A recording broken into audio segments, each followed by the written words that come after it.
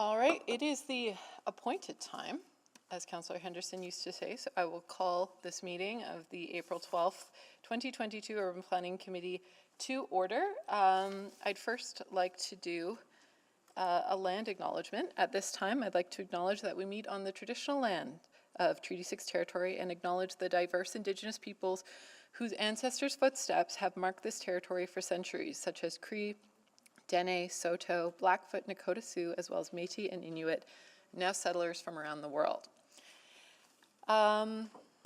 With that, I'm going to start roll call. Members of committee first, so Councillor Paquette. I think, Councillor Paquette. He's just probably getting settled. Councillor Principe. Yeah, I'm here, sorry. There you go. Good morning. Good morning. And Councillor Salvador. Good morning. Thank you. And then we have a number of members of council joining us. Councillor Knack. Good morning. Councillor Rutherford. Good morning, everyone. Councillor Tang. Good morning. And that's it for now, but I imagine we'll see a lot of folks join us throughout the day. Is there a motion to adopt the agenda? Councillor Principe. I would like to move the adoption of the agenda recommendation that the April 12th, 2022 Urban Planning Committee meeting agenda be adopted with the following change. Addition 6.4, active and public transportation, safety, accessibility, and equity. Thank you. Any comments, questions, concerns on the agenda?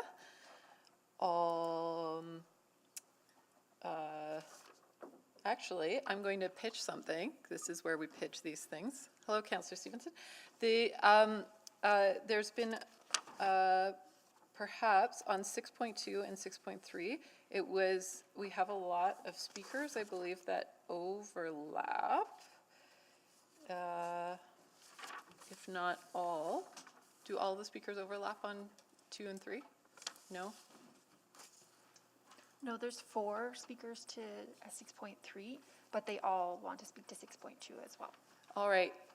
So it was, so all the speakers on 6.3 are also speaking on 6.2. There was a recommendation that because the zoning bylaw renewal report and the district planning piece kind of intertwine a bit, we might want to refer back and forth to them in the discussion. So there was a suggestion from administration that we might cross-reference them. I'm just looking to see if that's still a preference, or yeah. We can make that work if that's the will of committee. We anticipate there might be questions on both. Second.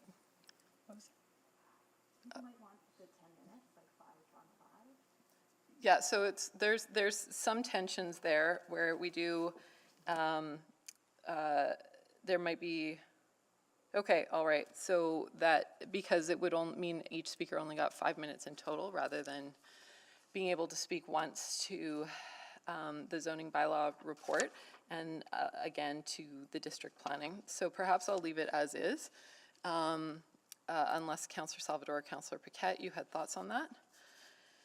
No, I'm not seeing anything. All right, then I'll leave it there. So all those in favor carrying the agenda?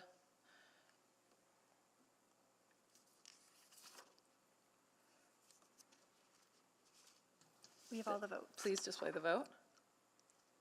Thank you, that is carried. I think members of committee know, but members of the public don't, that we adjourn today at 3 for a special audit committee meeting. So it does mean that we might go a little bit at a clip today, but this isn't the last time we talk about, I think, either of these subjects. So there's definitely going to be opportunity, I think, to flesh out some of these ideas. All right, approval of the minutes, Councillor Salvador. Yes, happy to move the approval of minutes from the following meetings: March 8th, 2022 Urban Planning Committee and March 17th, 2022 Urban Planning Committee non-regular. Thank you. Questions, comments, concerns? All those in favor, please vote. We have all the votes. That is, and please display the vote. That is carried. I presume the outcome there, but, all right, protocol items. I received no notice of any protocol items. Selection of items for debate. Just waiting a minute for Councillor Salvador. Yes, I'd like to select items 6.2, 6.3, please, and 6.4. And 6.4, all right, Yeah. thank you. I've got that. And I believe Councillor Knack had a motion on 6.1 that he'd like put on the floor. So I'll select that. And that is the agenda. So, or that's the agenda we're here to deal with. Vote on reports not selected for debate. We do need to vote on item the fours, right? No, that's just, those just move. So we don't have anything to vote on. All right. Requests to speak. We have quite a lot today, which will probably, I think, take at least the morning and a lot of the afternoon. So I just have the list here. I'll move that Urban Planning Committee hear from the following speakers in panels where appropriate. On item 6.2, the Zoning Bylaw Renewal Report, Julia Key, Kaylin Anderson of Urban Development Institute, Michaela Davis, Urban Development Institute, Jonathan Lawrence, Edmonton Federation of Community Leagues, Sherry Shorten, Architect Shareholder Team, Barry Johns, Architects Stakeholder Committee, Jonathan Monfries, Architects Stakeholder Committee, Stephanie Clancy, Architects Stakeholder Team, Valeria Treff, my apologies for that pronunciation, from SAS Architecture Limited, Laura Cunningham Chappelli, Edmonton Federation of Community Leagues, Adil Kodian, Canadian Home Builders Association, Edmonton Region, Dennis Thomas, North Saskatchewan River Valley Conservation Society, Camille Jasper Fabie, my apologies again, Energy Transition and Climate Resilience Committee, Michael Cohen, Belgravia Community League, Beverly Zubat, Park Allen Civics Committee, Mark Dunlop, Garneau Community League, Jan Hardstaff, Joan Francoli, Elaine Soles, and on item 6.3, Kaylin Anderson, Urban Development Institute, Michaela Davis, Urban Development Institute, Jonathan Lawrence, Edmonton Federation of Community Leagues, Laura Cunningham Chappelli, Edmonton Federation of Community Leagues, and Beverly Zubat, Park Allen Civics Committee. So that's quite a number of folks. All those in favor of hearing from the speakers, please vote.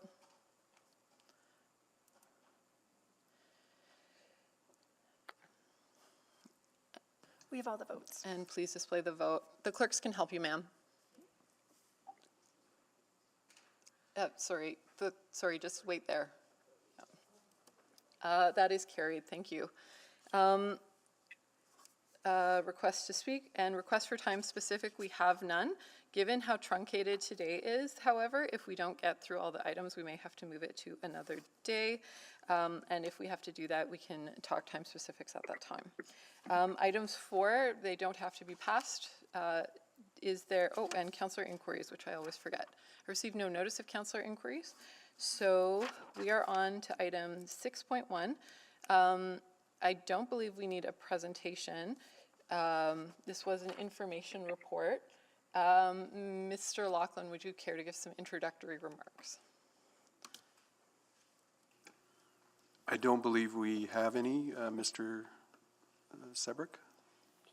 No, Madam Chairperson, we are presenting the report and answering questions this morning, so we do not have a separate presentation. All right, well, I selected this on behalf of Councillor Knack, so I'll go to Councillor Knack. Thank you, Madam Chair. So just a few questions, recognizing we have a lot of speakers. There's a lot we could talk about, but I know the biggest thing on the radar of the residents in the area is, as part of the LRT, there's a planned jug handle turn that actually takes folks around both sides of the school and then across Stony Plain Road using 136th Street. the issue that's been raised by the school council, by many Glenora residents, is that feels a little counter to our overall traffic safety goals of both directing a lot of traffic around a school and then subsequently seemingly giving folks an easier way to shortcut through a community.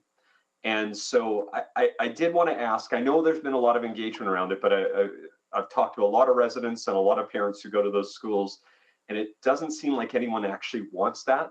But I guess the main question I have is that what is the purpose of allowing that particular jug handle turn? There's two more to the east in the neighborhood. There's also 142nd Street to the west. So what's the particular purpose of that jug handle turn? I'll start, Councillor Knack, Adam Laughlin, and Mr. Ferguson, Bruce could add. Going back to 2011 through the design and engagement, this was identified, these three north-south streets were identified as intersections that would provide accommodation for neighborhood traffic to move within the neighborhood. The LRT being introduced on Stony Plain Road was removing 2 lanes of traffic. Normal intersection operations would change. There wouldn't be permitted movements across the LRT unless signalized. And these 3 intersections were seen as the ability to allow the neighborhood to navigate through the neighborhood, recognizing that there would be a significant reduction in terms of accommodation based on the implementation of LRT. That's helpful, I guess. And so, I'm asking a lot of these questions. I know a lot of these answers, but I'm also trying to catch council up to speed in advance of this motion. So that's part of where this is coming from here. This is the one road that actually does go straight through the community. So it goes all the way from Stony Plain Road all the way through to 107th. And what I've heard from a lot of the local residents is that they're not worried about accessing the community from that particular location. And they fear that there will be a lot of shortcutting traffic through the community because we've essentially made it a bit easier. And I think we don't have to look much further than 95th Avenue through Crestwood is a really good example of a local collector road that has become a fairly busy roadway because of how it's designed. So I guess my question is, from a traffic safety perspective, is there a reason why we would want to add this? Well, from a traffic safety perspective, it would be the safe movement across the LRT for pedestrians, cyclists. This location does have a bike route, and vehicles, because there will still be vehicle movement. As much as we'd like to shift all, it's not realistic to think we can. And so we see this. It's a collector. It is in sort of neighborhood design, the collector within the neighborhood, one of the collectors within the neighborhood. So this is why we've landed on this from a safety perspective, because it does permit safe vehicle movement across the corridor. Excellent. Yeah, and we should note there is an existing traffic signal specifically for pedestrians and cyclists to be able to dismount and cross over that street. And so I guess, and this leads to maybe the final question, is that everyone I've seemingly spoken with in this neighborhood is not worried about having vehicle access at that location. And more broadly, there is a worry about how that will impact the school, because we're then requiring people to go around both sides of a school that is already quite busy, of course, during pickup and drop-off times, not like any other school, or of course, like any other school. So if the residents don't want it and the school doesn't want it, I'm just wondering if there's anything that I'm missing of saying, why don't we just remove that particular piece? Because residents traveling westbound can still turn right onto any one of those streets. So anyone living in that part of Glenora still has easy access in. It would just be those traveling eastbound. They would be required to turn at 142nd Street or 2 blocks further, or about 3 blocks further, the next jug handle turn. So I'm just curious as to why we would keep it if nobody seemingly is interested in it. Well, I think a lot of the planning that we do, Councillor Knack, considers not only the now, but into the future. And from the work that has been done since 2011, from a traffic network perspective that includes both vehicle, pedestrian, and cycling, we feel this is the best recommendation. We get put in a tough situation a lot of time with infrastructure projects where community doesn't want, but based on technical designs, guidelines, standards, we implement. And so this has been and continues to be our recommendation in terms of from a holistic perspective, what's the best way to accommodate traffic within the neighborhood is through this method. Thank you. Thank you. I'm out of time. Mr. Laughlin, I absolutely understand where Councillor Knack is going with this. And I think my concern is about making any kind of, I'm going to say, determination from the council perspective that would then make it really hard to make any kind of adjustments at a later time. But I'm wondering so I'll back this up. Where are we on the TIA? What does the traffic impact assessment say for that area? Councillor Hamilton, we did a traffic impact assessment for the overall area, so we modeled the traffic patterns or what we anticipate to be the traffic patterns. We did try to take a look at a more localized assessment in this area, but unfortunately, EPCOR has been working in there for the last couple of years, so we can't, with the intersection of Stony Plain Road and 136 being closed, we can't really do any traffic counts that would give us an indication of what the current situation is. Our intent is to continue to monitor it during construction and after construction, and then once traffic patterns normalize, understand where people are traveling, and if there's issues, then we can work with our street labs people and our safe mobility people to address those. But we don't have a specific TIA for that intersection. We've just modeled the overall system, and in general, what we're anticipating is people that would be coming eastbound who want to go into Glenora probably would take 142 Street because it's an arterial, it's much more accessible to people, and they'd access the neighborhood there. Or if they're trying to go up to 107th Street, they would use 142 instead of trying to go through the neighborhood as well. We wouldn't be, our goal was to try to avoid jug handles. We do try to avoid those. We did look at intersection designs as a part of the project, and unfortunately we just didn't have the land available to try to build left turn lanes and things like that along Stony Plain Road. Okay, so given that there's like a key intersection that's been under construction for some time, in the ordering of this project, would you be making the traffic signal adjustment at the beginning of the project or near the end of the project, given that you haven't had time to understand sort of how what the current traffic patterns are? Well, this is a project that's in construction. So we would be proceeding on the basis of the plans that have been developed and approved. If we receive different direction, we'd have to alter during construction. From our perspective, unless directed otherwise, we're proceeding on the basis of that being a signal as planned, and continue to look at options with the community around traffic calming as we've committed to from the start. All right. Something I considered when I was looking at this was that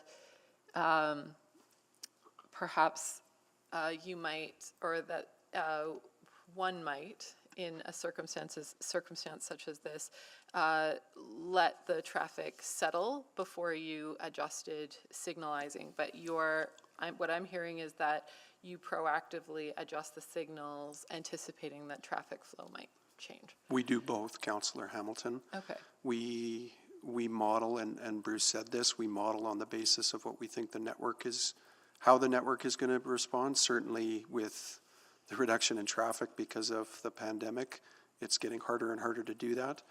And then we adjust, we tweak on the basis of what's happening in the field. That's been our approach for much of our LRT planning, is to identify this is the best approach based on the information that's available, and adapt and adjust as as you say, traffic settles, which I think will be a big part of understanding the impacts associated with this infrastructure improvement. I think the fact that we're removing 2 lanes of traffic on Stony Plain Road, it doesn't promote a commuter corridor, nor do we anticipate the north-south promoting a commuter corridor, because 142 Street and other north-souths provide that opportunity. All right.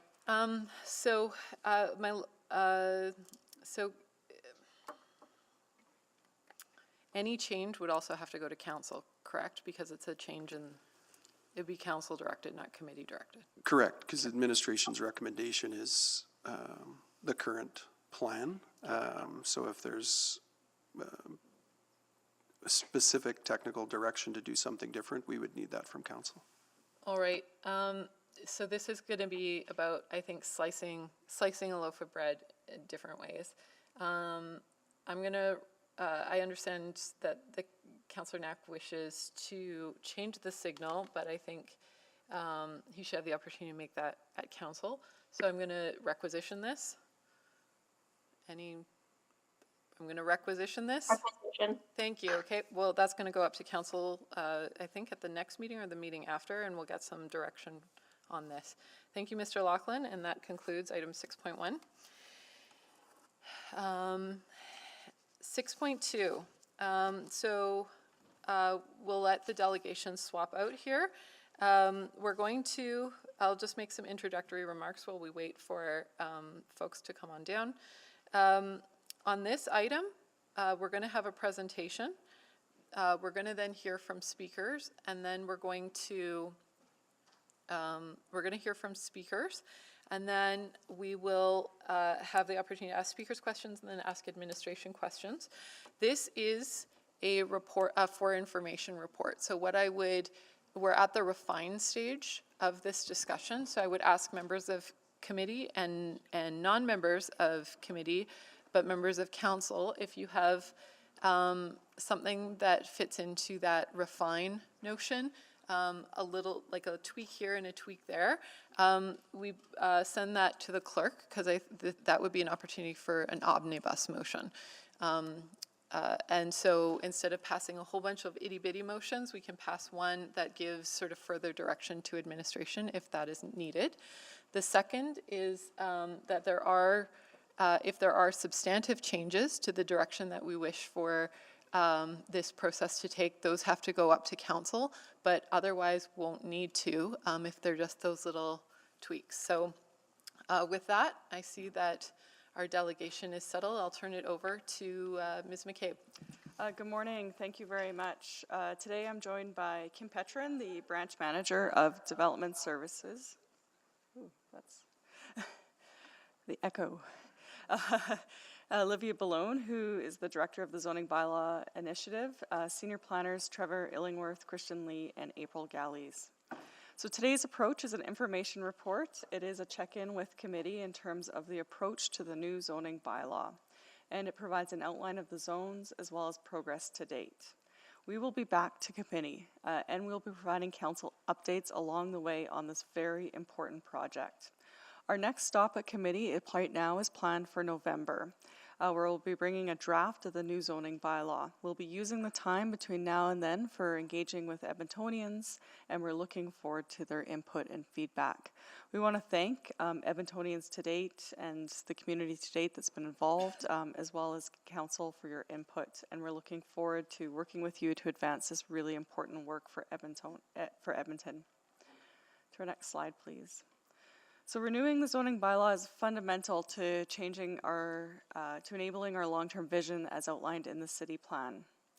It's really about taking those transformational city building ideas from the city plan and translating it into our built form about how that can help us live out the values of the plan in a really equitable and prosperous way for our city. And I want you to know that the district planning team and the zoning bylaw renewal team, as well as the growth management team, are working really closely together. So the two reports that are before you today, 6.2 and 6.4, are fully integrated in the work and approach.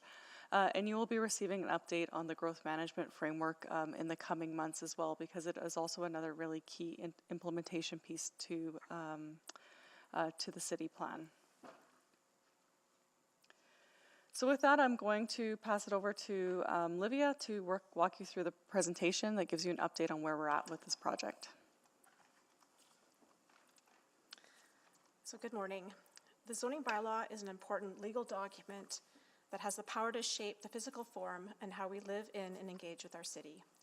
The changes being presented require a different approach to regulation that supports flexibility, adaptability, and service excellence, which is necessary to realize many of the city plan's development outcomes, such as the 15-minute districts and advancing climate actions. The zones, uses, and regulations of the new zoning bylaw will strive for simplicity and flexibility. This will allow for greater innovation and resilience to changes in the market conditions and will ultimately accommodate a wider range of development. The new zoning bylaw will be more accessible and understandable for everyone, with purposeful and clear regulations. It will focus on improving the user experience and supporting efficient service delivery, meaning a regulatory environment will be created that minimizes challenges to economic activity.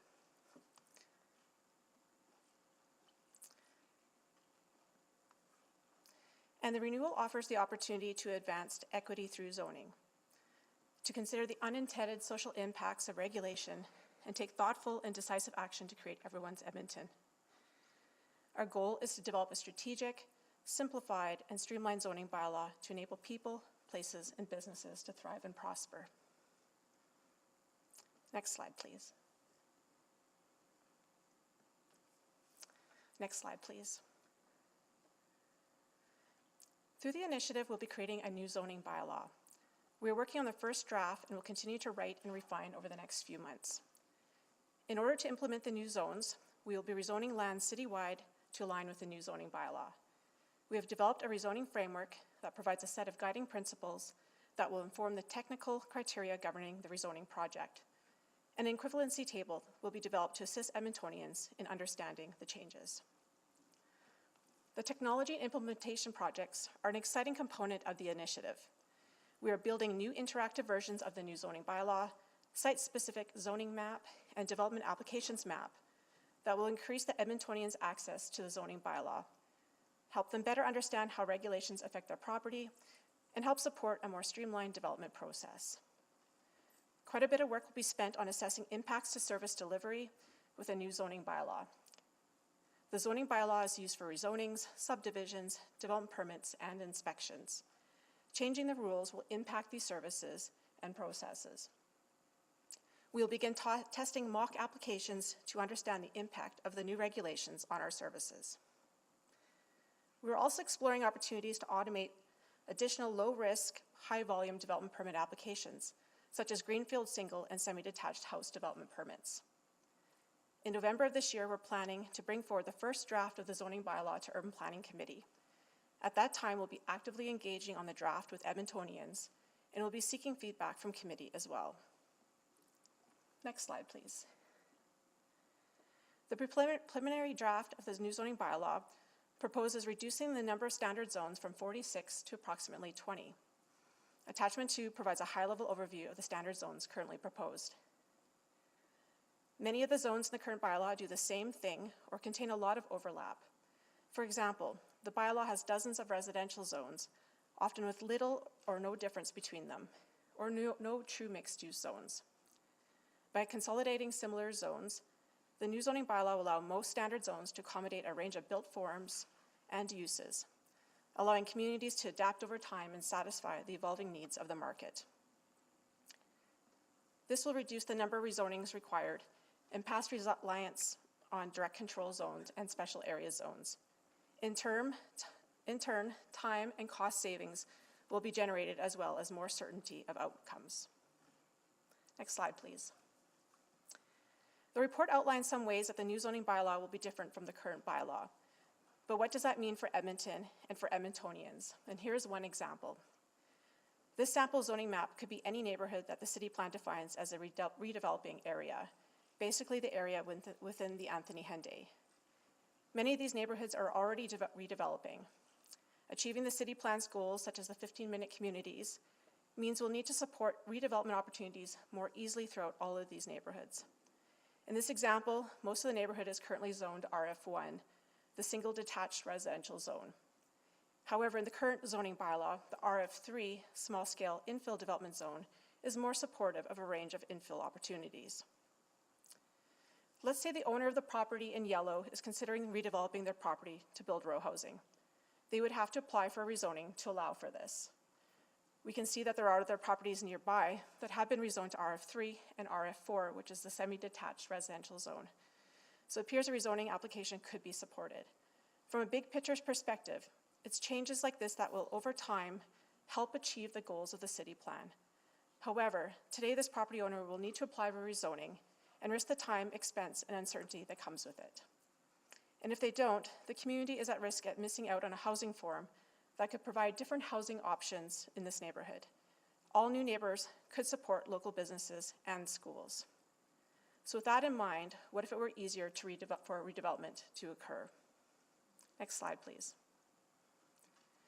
In order for that to happen, the new zoning bylaw proposes a new small-scale residential zone that will consolidate and replace several of these existing zones. It is also proposed to retire the mature neighborhood overlay and incorporate select regulations in the new residential zone.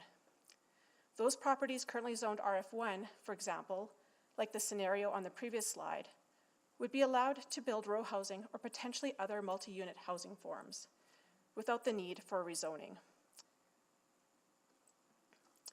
A 10-meter height is also proposed for the new small-scale residential zone. That is an increase of 1.1 meters from the existing mature neighborhood overlay. The new zoning bylaw will enable a greater variety of built forms and housing options throughout the city, while continuing to regulate residential intensity and ensure compatibility of scale. We're also exploring how to enable some limited commercial uses in some locations within the proposed RS2 small-scale residential 2 zone to provide services closer to where people live without a rezoning. This approach is being pursued because fewer zones will create more clarity, making the bylaw easier to understand and use. It will allow for a wider variety of housing types and business opportunities in more places. It will support greater equity and reduce the possibility of exclusion. And it will reduce the need for rezonings and the associated time and cost for applicants, the city, and the public. Next slide, please. Here's another example of how the new bylaw can help support Edmonton's business community. This example is a coffee shop located next to a restaurant, currently zoned CNC, the Neighborhood Commercial Convenience Commercial Zone. Suppose the owner of the coffee shop wanted to convert their business to a restaurant. Because there are different types of uses in the bylaw, this change would currently require a change of use development permit. Change of use permits are often required when the use of an existing building or site changes, even in some cases where the two uses are quite similar in nature, as in case of a restaurant and a coffee shop. Often a business owner is unaware of the permit requirement until they apply for a business license. The application itself has a number of requirements that may not be readily available, such as a detailed site plan, floor plans, and information of other tenants on the site. Adding to this, an example of a coffee shop is a permitted use in the CNC zone, while a restaurant is a discretionary use. This means that the restaurant has an extra layer of process attached to that the coffee shop does not. City staff must apply their discretion as to whether or not to approve the permit. And if approved, notification goes out to the surrounding property owners, who have 21 days to potentially appeal the decision. If an appeal is made, it would add significantly more time to the process. But even if it's not appealed, the added time and uncertainty over whether the application will be approved can be daunting, and may even be the difference between whether the business can get started or not. Together, these requirements once again add time, cost, and uncertainty to the development permit process. Challenges that some small businesses or entrepreneurs may not be able to bear when every day they're not open can mean lost revenue at a crucial time for business trying to get off the ground. The new zoning bylaw proposes to overcome situations like these by consolidating uses that have generally similar land use impacts together, while including a broad range of uses into the zones. This would enable more opportunities for new businesses to find locations that would work for them and ultimately to serve the community, and to enable existing businesses to adapt to changing markets. The new bylaw also proposes not to use discretionary uses in most zones, making uses either permitted outright or permitted with an additional set of regulations or conditions attached. Together, these changes help to greatly reduce time, costs, and uncertainty of doing business in Edmonton, supporting economic development in the many businesses that make the city a great place to live. Next slide, please. Engagement with the public has happened periodically throughout the initiative's life cycle, with a focus on helping shape the direction of a new zoning bylaw and getting feedback on specific topics. Edmontonians have shared that the zoning bylaw and its impacts are overly complicated, and the city needs to spend more time communicating how regulatory reform can support the aspirational visions and policy directions articulated in the city plan. They have also expressed how zoning's technical nature presents barriers to participating in engagement activities. To respect the pace of community awareness and involvement, administration will provide a range of tools and resources for Edmontonians to effectively and actively participate, and to ensure that time and space is held to thoughtfully consider input, insights, and feedback. The range of methods will prioritize the following and will span over 2022 and 2023. Educate, to create awareness and understanding and to ensure Edmontonians have the tools and resources to fully participate. Listen, to gather initial insights, perspectives, and experiences related to zoning. Discuss, to facilitate two-way conversations. And refine, to validate feedback and input shared and to loop back with Edmontonians extending into 2023. Over the next year, the district planning and zoning bylaw renewal teams will coordinate engagement and communication strategies to make it easier and more convenient for Edmontonians, industry, and community organizations to participate. Next slide, please. Upcoming engagement, communication, and marketing activities over the next 5 months are going to focus on Educate. These efforts are designed to educate Edmontonians on zoning and how the zoning bylaw renewal initiative connects to the city plan and district planning. These efforts will also inform audiences of engagement opportunities and invite them to participate. More detailed information on engaging with Edmontonians can be found in the report. We also know that Council wants to stay informed on the progress of the project. The project team will send regular updates through memos to Council. Next slide, please. While the city plan challenged Edmontonians to think about the choices needed to welcome an additional 1 million people to Edmonton, the zoning bylaw renewal initiative is focused on implementation. During this presentation, we covered 4 important topics. The zoning bylaw is an important tool to enable the city plan to responsibly steward economic development and welcome an additional 1 million people to Edmonton. Administration is creating a more streamlined and simplified regulatory and planning landscape, one that will enable and steward social and economic investments and growth throughout our city. Renewing the zoning bylaw is a major undertaking. The new zoning bylaw will provide a modern regulatory foundation from which the city can build upon and address specific zoning opportunities like inclusionary housing, climate change, and upzonings after the renewal is done. As noted, the zoning bylaw's technical nature can present barriers to participating in engagement activities. To respect the pace of community awareness and involvement, administration will provide a range of tools and resources for Edmontonians to effectively and actively participate when the draft zoning bylaw and map is ready for public feedback. Thank you. Thank you. And before we go to questions of administration, we're going to hear from members of the public now. So we had 19 people registered to speak, correct, Madam Clerk? I believe we had 1 withdrawal. Okay, so we have 18 people registered to speak. Yeah. Who withdrew their name? Valeria Treff. You sent me.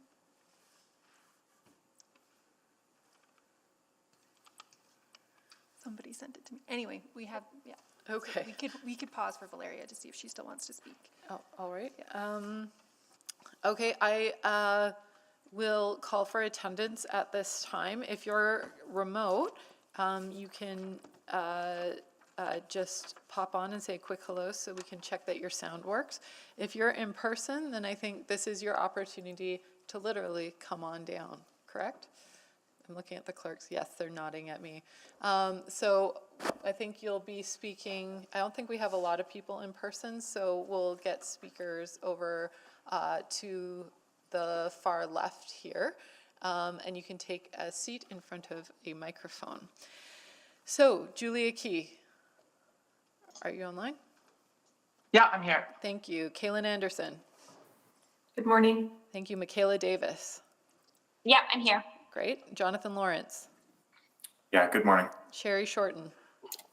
Yes, I'm here. Thank you. Barry Johns. Yes, good morning. I'm here. Jonathan Monfries. Jonathan Monfries. He'll be here shortly. Okay, thank you. Stephanie Clancy. Good morning. I'm here. Thank you. Valeria Treff. Good morning. I'm here. Laura Cunningham Chappelli. I'm here, but for questions only. Councillor Okay, Hamilton. questions only? Thank you. All right. Adil Kodian. Yeah, I'm here. Great. Dennis Thomas. Awesome. You can come sit at your leisure. Camille Jasper Fabi. I'm so sorry, Camille. Good morning. Thank you. Michael Cohn Yes, I'm here. and Beverly Zubat. Hello. Thank you. Mark Dunlop. Good morning, everyone. Thank you. Jan Hardstaff. Hi, everyone. Thank you. Joan Franchioli. Yes, I'm here. Thank you. And Elaine Solas. Thank you. Live and in person. Wonderful. So before we start, I think we have a lot of veterans here at committee, people who have arguably been here longer than I have. I've been coming to speak to committee longer than I've been around. Anyway, but for members of the public who don't know, for each item, administration may provide opening remarks or a presentation, which they've done. Members of the public who have registered to speak will then be invited to make their presentations. Speakers will be heard in panels, so we're going to hear all of you, one after another, and each speaker will have 5 minutes to present. The clerk will run an official timer in council chamber. It'll be on the podium just over to your left. And it goes, green means go, yellow means you have 1 minute left, and red means you are out of time. If you are participating virtually, there will be a timer on the screen, I believe, but you also may wish to keep your own time. When everyone in your panel has had a chance to present, members of council may ask questions of you or other panel members, and I'll ask members of council and committee to please address their questions to a specific speaker. For this reason, you may wish to remain in the meeting until all the questions have been asked of your panel. If you're participating virtually, please remember to mute your microphone when you are not speaking. If you are experiencing any technical difficulties, please reach out to the office of the city clerk using the contact information provided in confirmation of registration. And we've had some technical issues over the past couple of days. If you're having a technical issue, what we will do is let you sort that out and come back to you. So don't worry. It's not like if you have a technical issue, we'll pass you by. And if you're here with us in person, and I must say it's really nice to see people again in City Hall and in this room, the clerks will, you're all seated, so I don't need to tell you where to sit. As Edmonton transitions from provincial mask mandates and city temporary mask bylaw, we ask visitors in council chambers to be kind and respectful to each other. You can wear a mask to protect yourself and those around you, and please respect people's personal decisions around wearing masks. And in the event of an emergency, you always have to have a safety moment. Please follow the clerk's directions to evacuate. City staff will direct you to your muster point. So with that being said, I will go to Ms. Key. You have 5 minutes. Hello, council and everyone. Thank you for today. This is the first time I've spoken before council, so thank you for your patience, but this topic is critically important to me. Edmonton has a unique opportunity here to lead the charge and set an example to North American cities struggling with the housing crisis. The Zoning Bylaw Renewal project has come at the perfect time and does many things well, and by and large I support the initiative and the goals, but I am concerned. I will focus on two key proposed zones, RS1 and Rs2, and why I think they fall short. The current proposed zone, RS1, is clearly designed to be a one-to-one replacement for single-family home zoning. It includes detached housing, duplexes, basement suites, etc. It is a failure of land use policy back in Vancouver that ultimately drove me to make my home here in Edmonton. We need only look across North American cities with ballooning house prices to see the effects of these land use constraints. But I know you know that.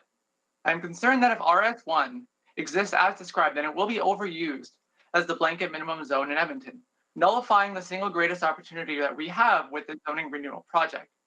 We have an opportunity right now, right here, to undo decades of bad planning decisions and raise the zoning floor above single-family homes and their kin. RS2, as described, includes small apartments and limited ACUs. I firmly believe that RS2 should be our zoning floor. Small lot apartments with 6 or 8 units and the opportunity for small neighborhood businesses should be allowed by right in all neighborhoods from Macaulay to Millwoods. As long as we have a zone that enforces single-family home exclusivity, then it will be used and it will continue to be difficult to change. This is our opportunity to set the stage, and like we've already done by removing parking minimums, Edmonton can set an example that change is possible and it doesn't need to be difficult. But we must use this chance now. RS1 is not adequate to support the new city plan, is not adequate to support a move away from car dependence, and it is not adequate to support the future growth and infill within city boundaries. I have a second concern with RS2 as well, which is a small caveat in its support of small businesses in specified locations. And I know from the prior documentation that this is intended to allow businesses near designated nodes, but I believe this is a mistake. The greatest opportunity to allowing small businesses isn't the trendy local cafe, it is affordable experimentation. Imagine, if you will, that you bought a house 10 years ago, not especially close to a commercial node. Over the past few years, you've been thinking about starting a business, a little restaurant maybe, but you don't have a lot of confidence or a lot of money. You don't want to risk taking on more loans, and you can't justify moving close to a node just to try something. You definitely won't be able to afford to rent a space someone else owns. In the current system and the proposed system too, this person will not try and start their business. But if you allow accessory commercial units to exist in every property by right, then this person has an opportunity to try. They can put their elbow grease to work and convert their garage into a small restaurant and see how it goes. If it falls through, they've lost very little, there's no harm done. If they succeed, then a new business is sprung up without the debt, without the risk, and now that they are successful, they can make more prudent decisions, maybe move somewhere more convenient to business, to improve business. These small decisions would ripple out across the city, empowering individuals to make low-risk decisions and create flourishing business opportunities citywide. This embraces Edmonton's entrepreneurial spirit and ensures Edmonton's growth as a hotbed of innovation. Need I remind you that Microsoft, Apple, and Amazon were all first run out of a garage. So, in conclusion, RS1 and RS2 should be merged. It should include small lot apartments of 6 to 8 units by right in all locations. It should allow small accessory commercial units by right in all locations. We may see higher density arise where we didn't expect. We may see shops appear on unplanned corner, but these may become beloved community focal points. Just like how our cities were built before we imposed the zoning code on them, just like how cities are still built overseas. With this as our floor, the city will flourish. It will empower individual landowners to start businesses and to become small-scale developers with minimal risk.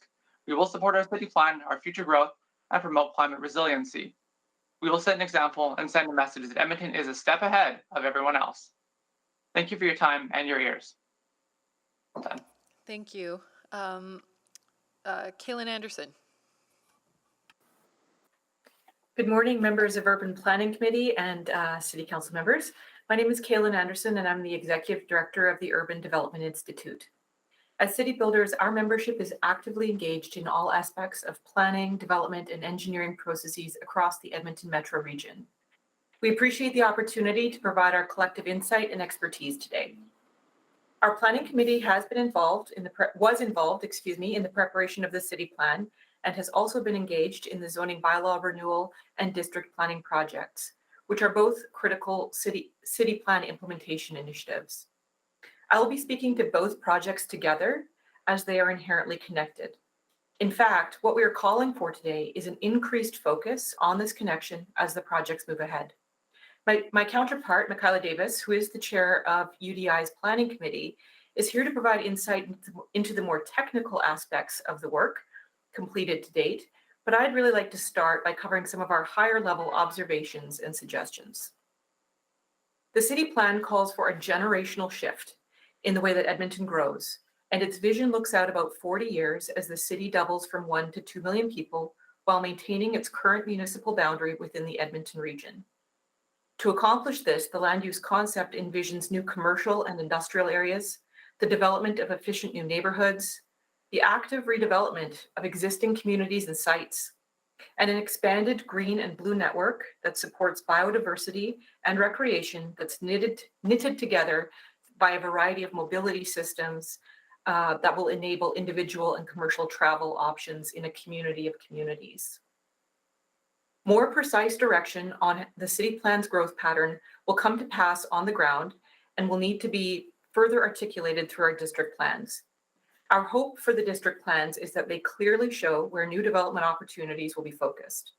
This will provide more certainty for residents and businesses alike, as there will be predictability on where additional private sector and individual development opportunities can occur, and also where the public sector will likely make investments in infrastructure and amenities to support increased population and job density. The desired outcome is to help create a clearer picture for all Edmonton city builders of where we're going and where we should strategically concentrate our ideas and our investments moving forward. Concurrently, the zoning bylaw renewal is an opportunity to advance the city plan and to develop regulations that are simple, strategic, and straightforward. Taking a cue from the district plans, our hope is that the new zones will enable the wide range of growth opportunities identified in the city plan and will proactively enable that development to occur across the city.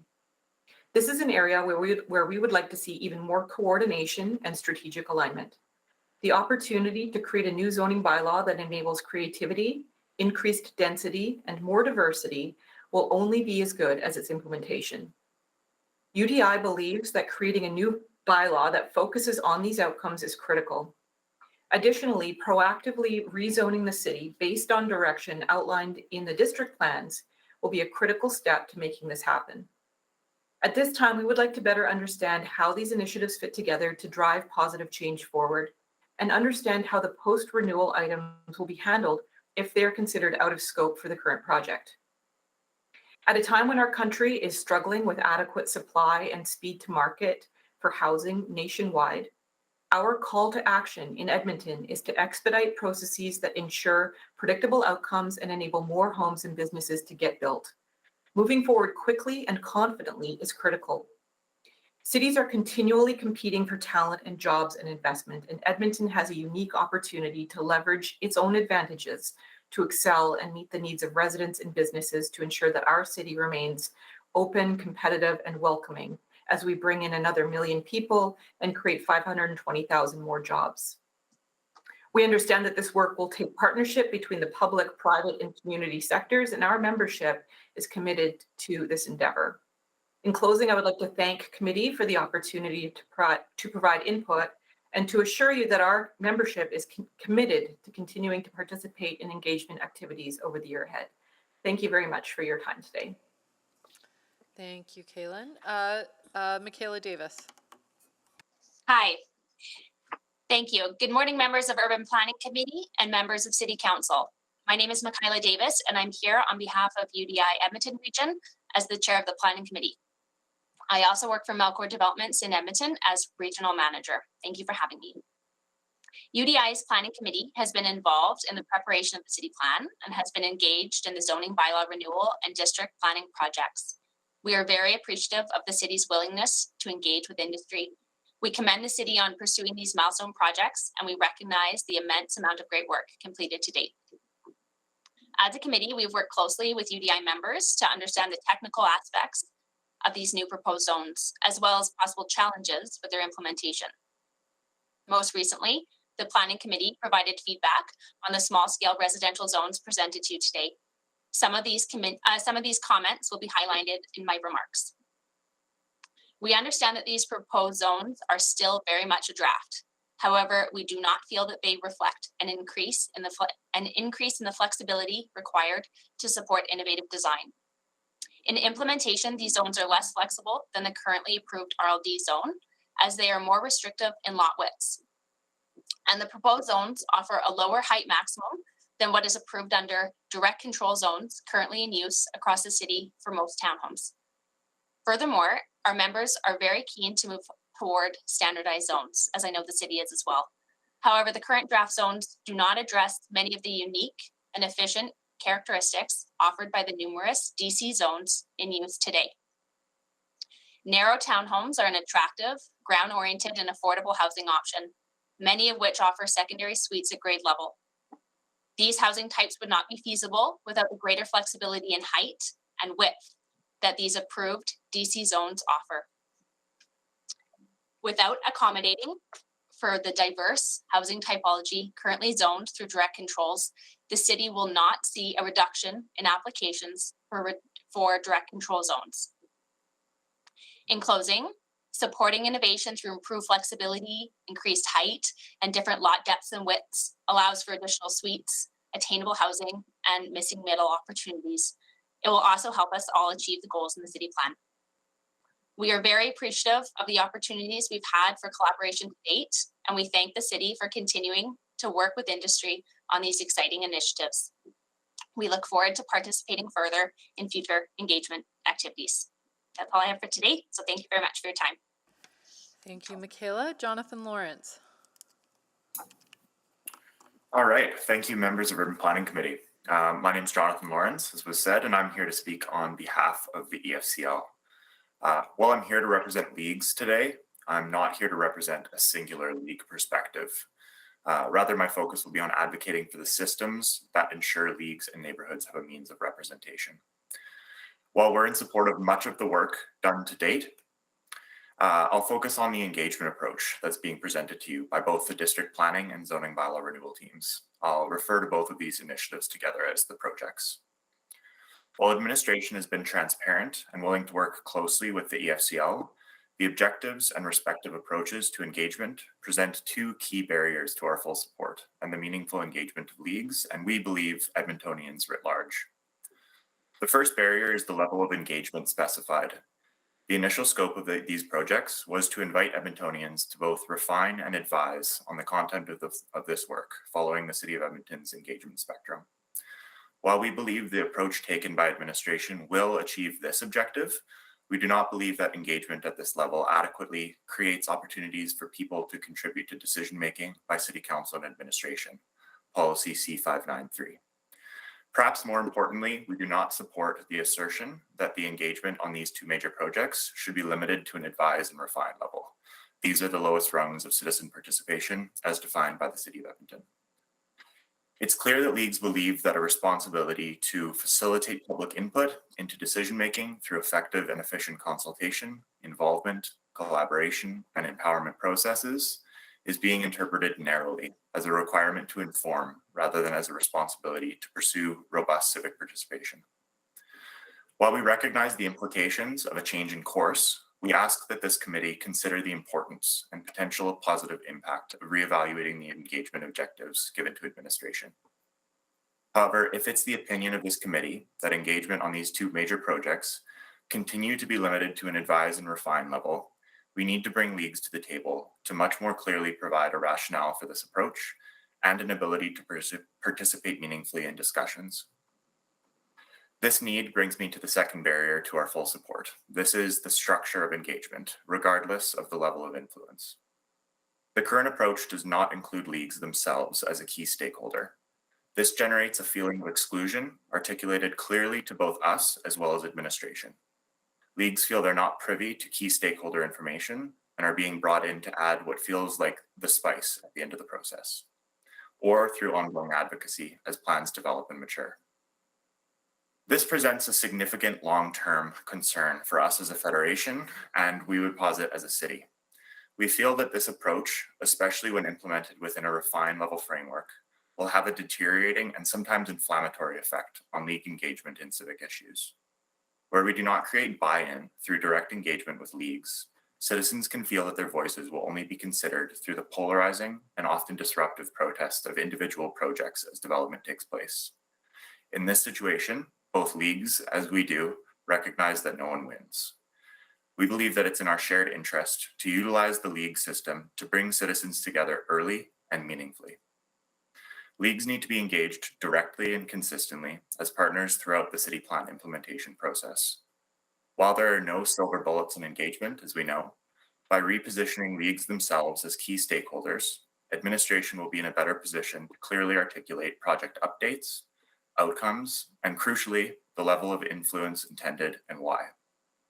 When we bring leagues into this sphere of collaboration, leagues can better communicate with residents, they can more effectively advocate for unique engagement needs, and provide more valuable and insightful feedback to administration, regardless of the level of engagement.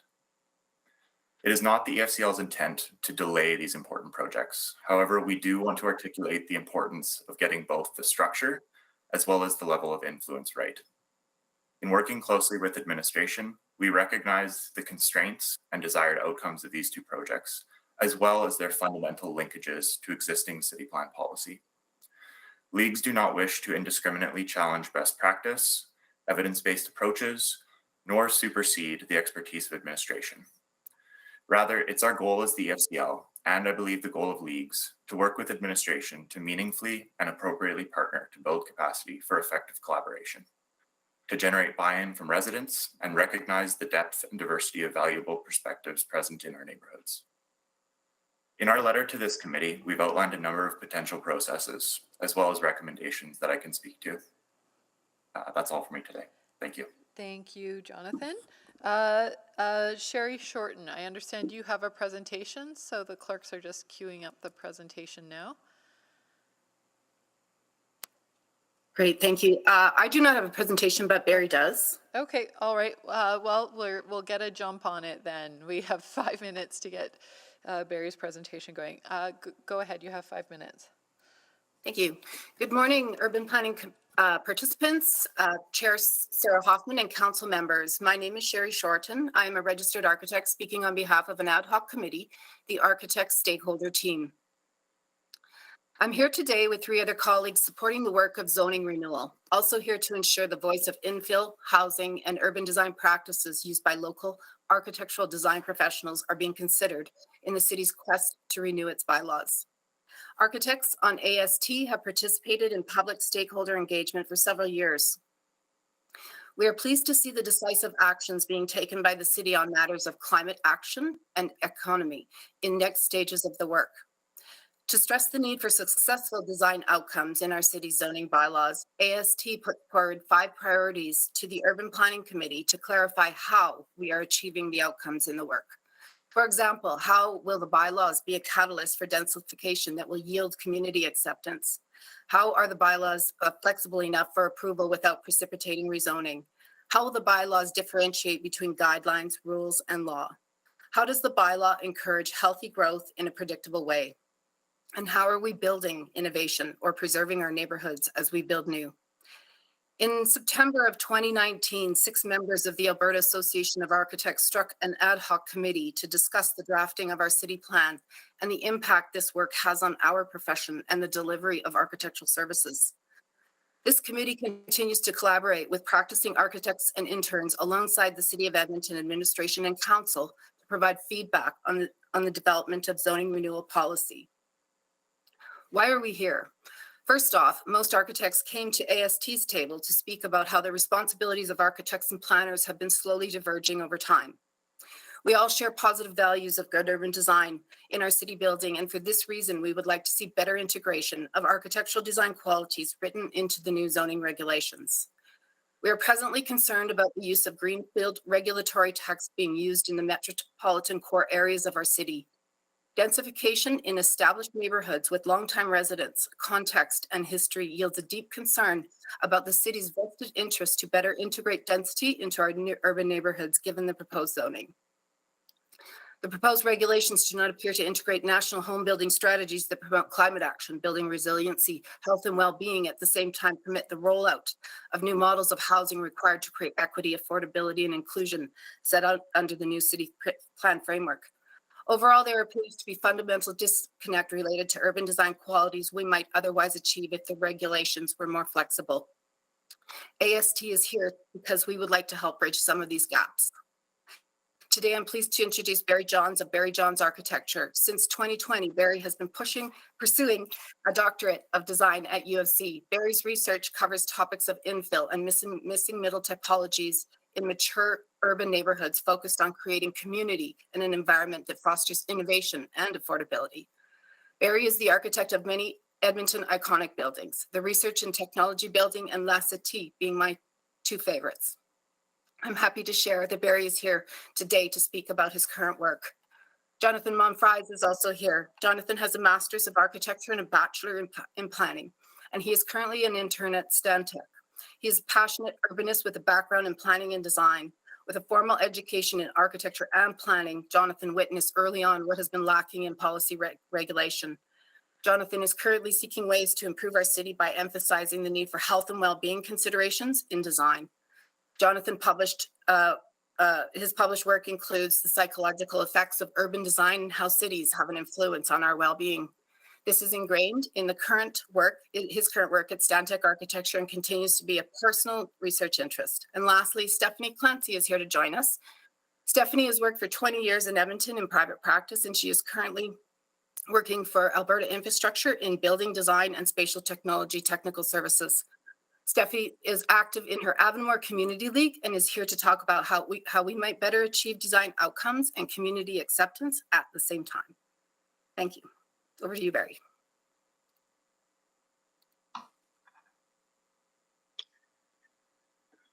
Thank you, Sherry. Is it appropriate for me to jump in at this point? My apologies. That's fine. I have a lot of stuff flying at me. Mr. Johns, you have 5 minutes. Yeah. Thank you very much, Madam Chair, council members, urban planning participants. I'm thrilled to be part of this process. Being able to share ideas with such a group is, I think, extraordinarily important. Speaks well to city processes overall. I've worked inside the housing industry for decades, and I'm now investigating the housing crisis and densification agendas across the country as part of my PhD. So in the next few minutes, I want to introduce you to a demonstration project that I'm working on at a high level and illustrate that flexible bylaws are actually the key to building resilient neighborhoods in cities like Edmonton, but in fact, right across Canada. Could we go to the next slide, please? Slide 2, thank you. First of all, densification through infill in mature neighborhoods has unintended consequences. It's become big, invasive, and expensive, with perfectly good housing and trees being demolished and replaced with expensive monster skinny houses that have changed neighborhoods enormously, when Canadian census figures clearly show that households are growing smaller over the next 25 years. So we need to build smaller and more flexibly, and we need to keep existing neighborhoods intact. Next slide. Unfortunately, the graphics are conflicting, but we'll go through. I've developed a simple design strategy around what I'm calling backfill, which is simply using backyards to develop a missing middle cottage court typology of smaller multi-generational units while keeping the existing houses and maintaining existing streetscapes. I call this gentle densification. Next slide. If only 25% of all of the available pie lots in the city of Edmonton utilize this idea, the city can actually, over a 25-year build-out period, yield 25,000 people in existing neighborhoods without having an impact on the streetscapes and on existing houses. This 25,000 people is actually the same projected population as Blatchford, only in this case without having to build new infrastructure all at the same time or all at once. The population can actually increase even more dramatically by using other lot types, corner lots, even central mid-block lots, and developing more active laneways in the process to engage safety and more activity within existing communities. Next slide. The key to this is actually a business model where the landowner partners with the developer and works with the local community leagues to monitor the design of work that is proposed to be done in neighborhoods and thereby minimize negative impacts. Housing units can vary in size up to about 1,500 square feet. But the model that I'm looking at involves a project or a building type that is no larger than a two-car garage, which is very familiar scale-wise in existing neighborhoods. In fact, many two-car garages are larger than existing houses. However, all of this can only be imagined if the bylaws encourage a more flexible approach. So I want to develop and build a demonstration pilot project as a proof of this concept, working with the community leagues and working with the developer and working with an owner. Next slide.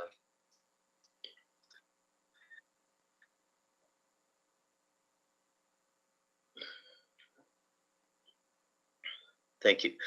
It's interesting to me to note that density is not the issue here. The real issue is building with respect for existing neighborhoods and respect for the people who have lived there for decades and who wish to stay and age in their community. Giving landowners agency and community leagues leverage to ensure design quality and less disruption in their neighborhoods while building more affordable and resilient neighborhoods is now certainly possible and within reach if these bylaws set the table. I'm encouraged by the potential of the RS2 component of the zoning bylaw, and I'm very much in alignment with a couple of our presenters already this morning, Julia Key and Jonathan Lawrence in particular.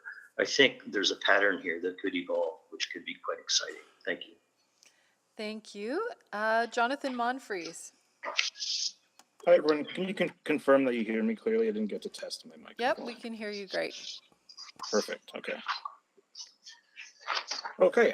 Good morning to the chair, council members, members of administration, and interested guests. My name is Jonathan Monfries, and I'm an intern architect with a previous background in research in urban planning and how building design can influence our psychology. I'll be presenting on designing a city for wellness, policy edition, just to emphasize the importance of incorporating elements that support well-being in city building through policy. If you please go to the next slide. And sorry, the slide's a bit, I'm not sure if there's a way to fit. Yeah, perfect. Okay, thank you.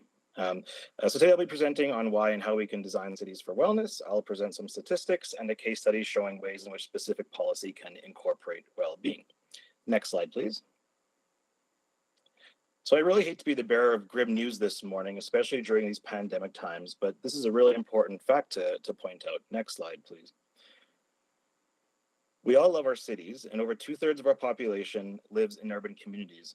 But according to research by Payne, Scovers, and Decker, living in cities is associated with increases in mood disorders by up to 39%, increases in anxiety disorders by up to 21%, doubling the risk of schizophrenia, and increases in drug use and addictions. Next slide, please. While these effects from city living can be obviously attributed to a variety of factors, it is clear that city life can definitely have a negative impact on our mental health. Next slide, please. The health of our cities is directly related to 5 elements as determined in consultation with the BC CDC. And the main takeaway here is that our health is of course reliant on a variety of factors, but regulatory zoning does have a direct impact on most, if not all of these. There's lots of potential to facilitate policy to support our well-being. Next slide, please.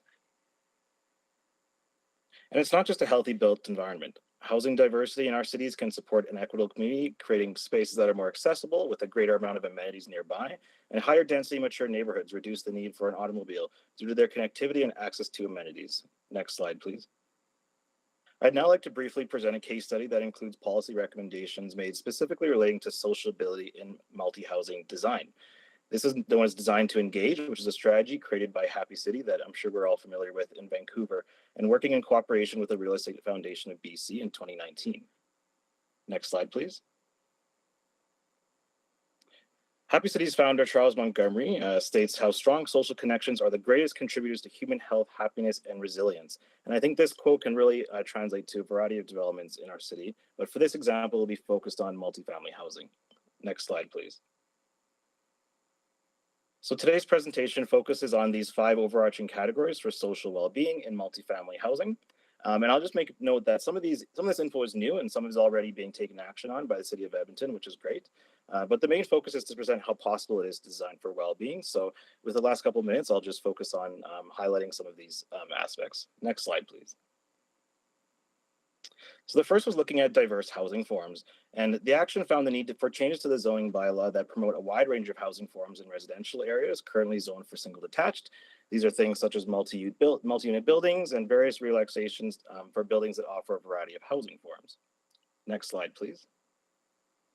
Flexible spaces looks at how there's different variety of living situations for different families, different people, co-living and affordable housing arrangements that can all be achieved through a variety of things such as flexible units and density bonuses. Next slide, please.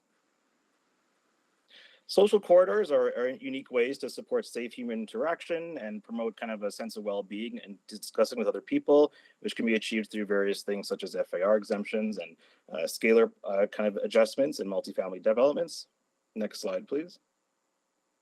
And public amenities, as discussed in the past, are very important and should be incorporated into a regulatory inclusion, which could include revisits to community amenity contributions. Next slide, please. Flexibility is the second last one that ensures middle density pilot projects do have a place in zoning and that they can respond to existing neighborhood character and conditions and can be achieved through density targets for missing middle areas in certain residential districts. Next slide, please. And finally, allocating social spaces into multifamily buildings can be encouraged through various incentives, such as revising height restrictions to encourage more rooftop patio spaces, interior shared spaces, and seeking ways we can incorporate them within setbacks. Last slide, please. I just leave with this final quote, how we shape our buildings and thereafter they shape us. This is a great opportunity looking at our Edmonton zoning bylaw, and I'm excited for what's to come. Thank you, everyone. All right, and thank you very much for that presentation, Mr. Monfries. And we do have Stephanie Clancy next. You have 5 minutes. Yeah. Good morning, everyone. I'm Stephanie Clancy, an architect with the Architect Stakeholder Team. I want to first acknowledge the excellent work of the City Planning Team. The new City Plan and the Zoning Bylaw Renewal are both giant undertakings with long-reaching implications. And by no means do we want to undermine this work. We just need to add some key considerations, as some of my teammates have mentioned, and particularly to set up success for our new City Plan objectives. As architects working for various clients, we are regularly deep into the zoning bylaws and processes to complete our client's project.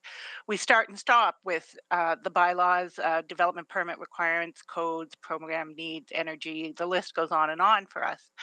Sometimes we need to do a hearing with the appeal board or present to the EDC, rezoning applications we're all familiar with, and often we meet with the community stakeholders.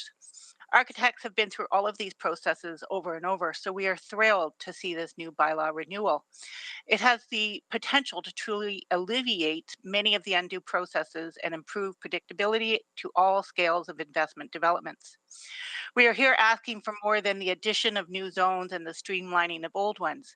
It's an excellent start and the team has done really great work, but we need deeper integral innovations in our bylaws and the review of the processes to best support our clients' investments, align efficiencies for the city administration, and achieve urban design marketability and wellness, inclusivity, flexibility, and the many other directives in our new city plan. To dig into some of the specific concerns, the first one up, the community support and the backlash that we sometimes see. The biggest impacts of densification and these zoning bylaws will be on our huge inventory of single-family communities, covering nearly 80% of our city's built environment. Thoughtful consideration should be given to how new developments are appropriately vetted through communities and how each development impacts the neighborhood and specifically the immediate adjacent properties. The elimination of sunshine, access to solar energy, depletion of property values, and the community cohesion all need to be appropriately respected. This city will never thrive if the single detached homeowner is repeatedly disregarded for the high-rise developer. More autonomy and self-directed power should be provided to the communities through bylaw processes and flexible transitionary zoning and negotiations. Second consideration, the site context. Our Euclidean zoning model regularly disregards the urban design needs of addressing the site context of new development, keeping all of the requirements only to the property line. The impact on the streetscape, the adjacent buildings, the neighborhood are not appropriately considered into the design and the built form to enhance the cohesion of the area and heighten the urban design making of a place, an active place where pedestrians gather and enjoy. The new bylaws are not addressing this, at least not yet. Pedestrian integration. All new developments should reasonably integrate pedestrian pathways and respite areas beyond the typical roadside sidewalk. At our core, our cities should be designed for people. Our walkable city requires thoughtful implementation of pedestrian ways. Sadly, by example, the new Hollywood development demonstrates a lack of this pedestrian awareness. Forest flexibilities, which my team colleagues have mentioned, integrating potential options, particularly in unique sensitive zones and those transitionary zones between the commercial and residential or the mixed use. So both the new developer and the existent adjacent property owners can be in a win-win scenario. The developer can potentially obtain their DP faster, and the adjacent properties can maintain or even increase their property value and at least retain most of their expected sun through some strategic setbacks and design ingenuity, by example. For each of the key city plan objectives, walkability, wellness, affordability, inclusivity, creativity, markability, and so on, that's in our new city plan, there should be consideration given to incorporating these into the zoning bylaws. Understandably, many of these need policy incentives and not all zones need the same scrutiny, but appropriate coordination of each intention should be vetted through the new bylaws to avoid potential conflicts and facilitate the ease of future supportive policies. Each of these considerations that my stakeholders have mentioned are big ask, but at the point in time, at this critical point in time in our city's history, when the whole zoning bylaw is being rewritten, our city's future is in the balance. This is the time to hone in on these big moves and to get our bylaw renewal comprehensively right so the whole city can thrive. The big developer, the small homeowner, and everybody in between can all see our new city plan to fruition. Thank you. Thank you, everyone. Valeria. Hi, thank you. I am here today only to hear the meeting on behalf of SAS Architecture. Thank you. All right, thank you. Laura Cunningham Chappelle, you said your questions only, correct? That is correct. Thank you. That takes us to our first in-person speaker, Mr. Kodian. Good morning, members of committee. My name is Adil Kodian, and I'm here on behalf of the Canadian Home Builders Association Edmonton Region, where I serve on the board. I'm also the Executive Vice President at Rohit, a Canada-wide diverse real estate firm. CHBA Edmonton Region is a not-for-profit organization that represents more than 400 member companies in Edmonton, including builders, renovators, land developers, trade, suppliers, and more. I am here today to primarily support the Zoning Bylaw Renewal project and the District Planning Update project in the reports that they're being presented, and wish to begin by thanking you for the opportunity to speak today. As city building partners, we at the association take pride in collaborating with administration on a variety of initiatives that impact the residential construction industry. CHBA-ER has been actively involved in the zoning bylaw renewal and the district planning projects to date, and we are eager to see these transformative projects roll out over the next couple of years.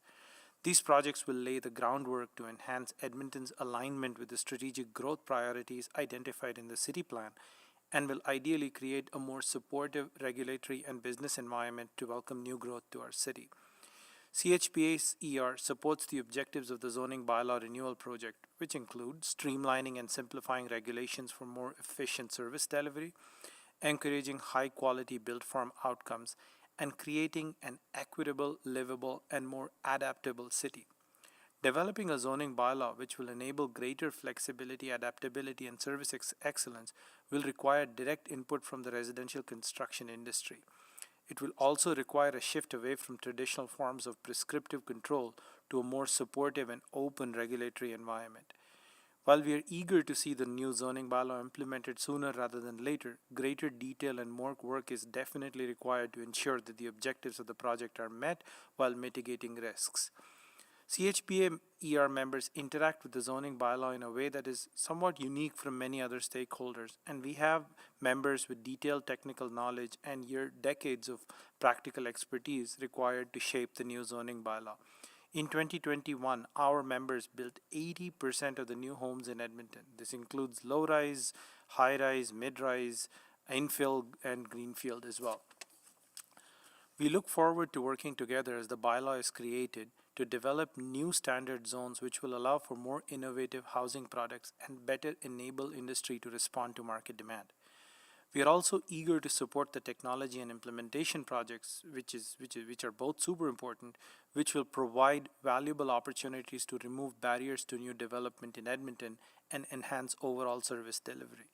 CHPA ER strongly supports the forward-thinking direction to automate high-volume, low-risk development permits to cut red tape. This will not only reduce permit timelines, but will make more efficient use of sparse and scarce city resources. We are also pleased to see that the efforts will be made to better coordinate engagement opportunities between the various projects related to the zoning bylaw renewal. District plans will provide further strategic direction to inform new development, and as such, it is imperative that this project is strongly aligned with the zoning bylaw renewal and the growth management framework project. And lastly, we are also pleased to see that the growth management framework initiative will prioritize the areas and the infrastructure investments that will be required to make these initiatives practical. Together, these projects represent a generational shift in municipal thinking and will set the framework to grow and invest in our communities and build sustainable places to call home. As they progress, we remain committed and available to assist the city in all areas where our expertise will make a difference. Thank you. I'm pleased to answer any questions you have. Thank you, Mr. Codian. Dennis Thomas. Yes, thank you, Madam Chair. My name is Dennis Thomas, and I'm a lifelong Edmontonian and a lifelong user of the River Valley. And I'm here today as speaking as a member of the board of the North Saskatchewan River Valley Conservation Society. And with me to answer questions are two other board members, Linda Duncan and Harvey Vogt. Obviously, the focus of this society, and it is a registered society, is on the River Valley. That is the particular focus of this organization. The purpose of speaking to you today, I actually have 2 points to make. The first one relates to 2 letters which have been provided to the clerk, and I believe have been provided to all members of the committee at least, and hopefully all members of council who are sitting in.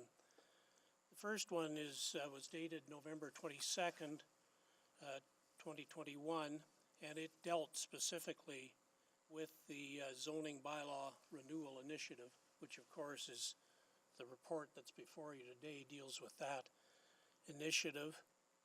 The copy of the letter which was provided appears to have been addressed to Councillor Aaron Rutherford. In fact, it was addressed to all members of council and the mayor, including the mayor. The other letter, which is the one I'll actually refer to, is a letter dated March 22nd this year, directed to the Urban Planning and Economy Department. It dealt with the City of Edmonton River Valley Planning Modernization Process, which is one of the other major planning exercises going on and deals, of course, with the River Valley. That letter actually contains the first point I want to make, and that is the concern of our organization about an apparent lack of coordination between the River Valley Modernization Project and the Zoning Bylaw Renewal Initiative. This letter refers to the November 22 letter, which I just spoke to a moment ago, which dealt with, of course, the Renewal Initiative. In the last, this is in the third bullet of that, on the first page of that letter of March 22nd. I'm just going to review the second paragraph under that bullet. It states the concept of streamlining project approvals in the river valley and ravines contradicts all city policies consistently calling for protection of those areas. We are concerned with the impact of the proposed regulations, that is the regulations in the new zoning bylaw, on Edmonton's river valley and ravine system. We recommend that any decisions on rezoning or changes to allowed uses or application rules be delayed for the river valley and ravines until such time as the ribbon of green associated studies and consultations are complete.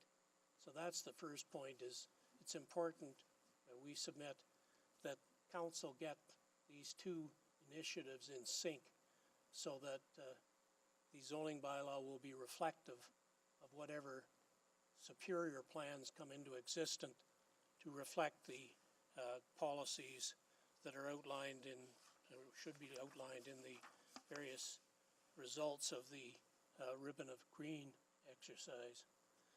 The second point I wish to make, and this is actually a referral to the report, which is before you today for consideration, and I take it forwarding to council. It's right after the executive summary, and just right at the very front end of the report, under the heading New Zoning Bylaw, it states, a partial draft of the new zoning bylaw has been shared internally and with EPCOR and targeted stakeholders for specific technical input.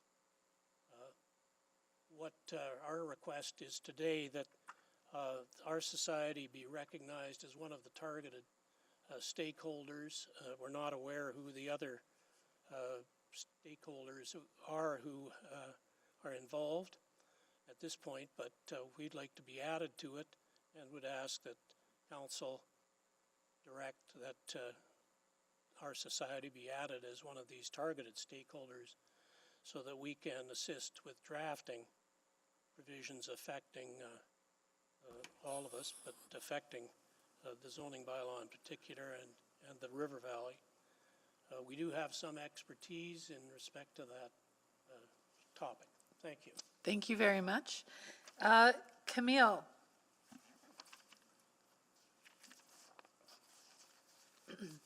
Camille Jasper Fabier. Jasper Fabi. My apologies. It's easier than it seems.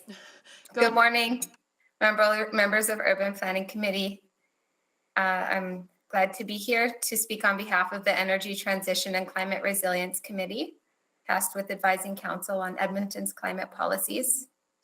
In order to digest this piece of work as well as the district planning work, a bit of imagination is required. The city plan was based on extensive engagement with the community, and it incorporates the community's vision of a future Edmonton. Edmonton will be a climate haven. As other parts of the world become unlivable due to a changing climate, Edmonton will remain a safe and healthy place for families to settle. To set the context as to why we say Edmonton will be a climate haven, I wanted to share a couple of graphics. So this first one looks at the effect of climate change on regional economies, so GDP per capita, and very clearly and visually shows that while Canada and Russia and some northern regions may even see an increase in GDP or stability, most of the world and the places where most of the world's people live will see a drastic reduction in their economic prosperity as a result of climate change, to the point where many of these parts of the world will become unbearable to live in. And so Edmonton really will become a climate haven for people across the world. Next slide, please.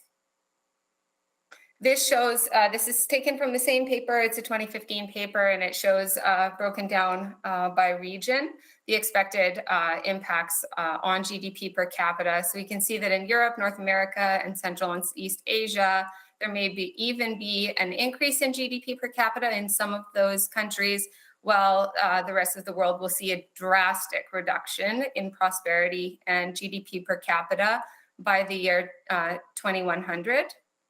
So we're talking like 75 to 100% reduction in GDP per capita. Next slide, please. What this shows, taken again from the same paper, the yellow line at the top shows the richest 20% of countries in the world by 2010 income. So Canada would be on that yellow line. And what it really shows is that while there will be a small reduction in GDP per capita on average, by the time we get out to about 2090, we will actually have fully recovered according to these projections, while of course, the other 80% will still be at a significant reduction in terms of economic prosperity and wealth. Next slide, please. Okay, so that just looks by country, but of course, even within Canada, although when we look at the complete picture for the country, it doesn't look so bad, but of course, coastal communities will be really disadvantaged, and as well the North. So the Inuit, a recent IPCC report found that Indigenous populations in the Arctic face cultural extinction. And so we will see also, we will be a climate haven for likely the Inuit population in the North, as well as other parts of Canada. And what this chart shows, which is kind of interesting, the chart on the left just shows the number of projected hot days in Canada. And so the yellow bar is today. So in Toronto right now, there's about 12 hot days per year, defined as plus 30 or hotter. And by the year 2051 to 2080, that could get as high as about 55 really hot days in the year. So even within Canada, a really big discrepancy. This doesn't have Edmonton, but it shows sort of the prairie provinces, Saskatoon and Calgary, so Edmonton would probably be quite similar. And as we can see there, we will not see as much of an increase in temperature as those some of those other cities like Montreal or Toronto. And of course, St. John's, Halifax, Charlottetown, Vancouver, those coastal cities won't see such an increase in temperature, but of course they will see a drastic increase in the sea level. And so really this paints a picture of why we say that Edmonton will be a climate haven. We really are in a very, very unique position where we will not realize the worst impacts of climate change. Of course, we still have to plan for them. A changing climate will affect us. We are vulnerable and we need to make those investments, but really Edmonton will be a climate haven where folks from across the country and across the world will seek to settle. And so as we transition from a resource-based economy to a skills-based economy, we will continue to attract top talent from around the world. So this creates an incredible economic opportunity for Edmontonians. And it also means that the decisions we make today will have impacts for generations to come. So we need to be intentional about the type of haven that we're imagining and designing. As we look to attract and retain talent, we're not just attracting employees and innovators, but we're also attracting their families. I need to cut you off. We'll be looking to settle in a modern, livable city. Sorry, thank you. Am I at the end of my?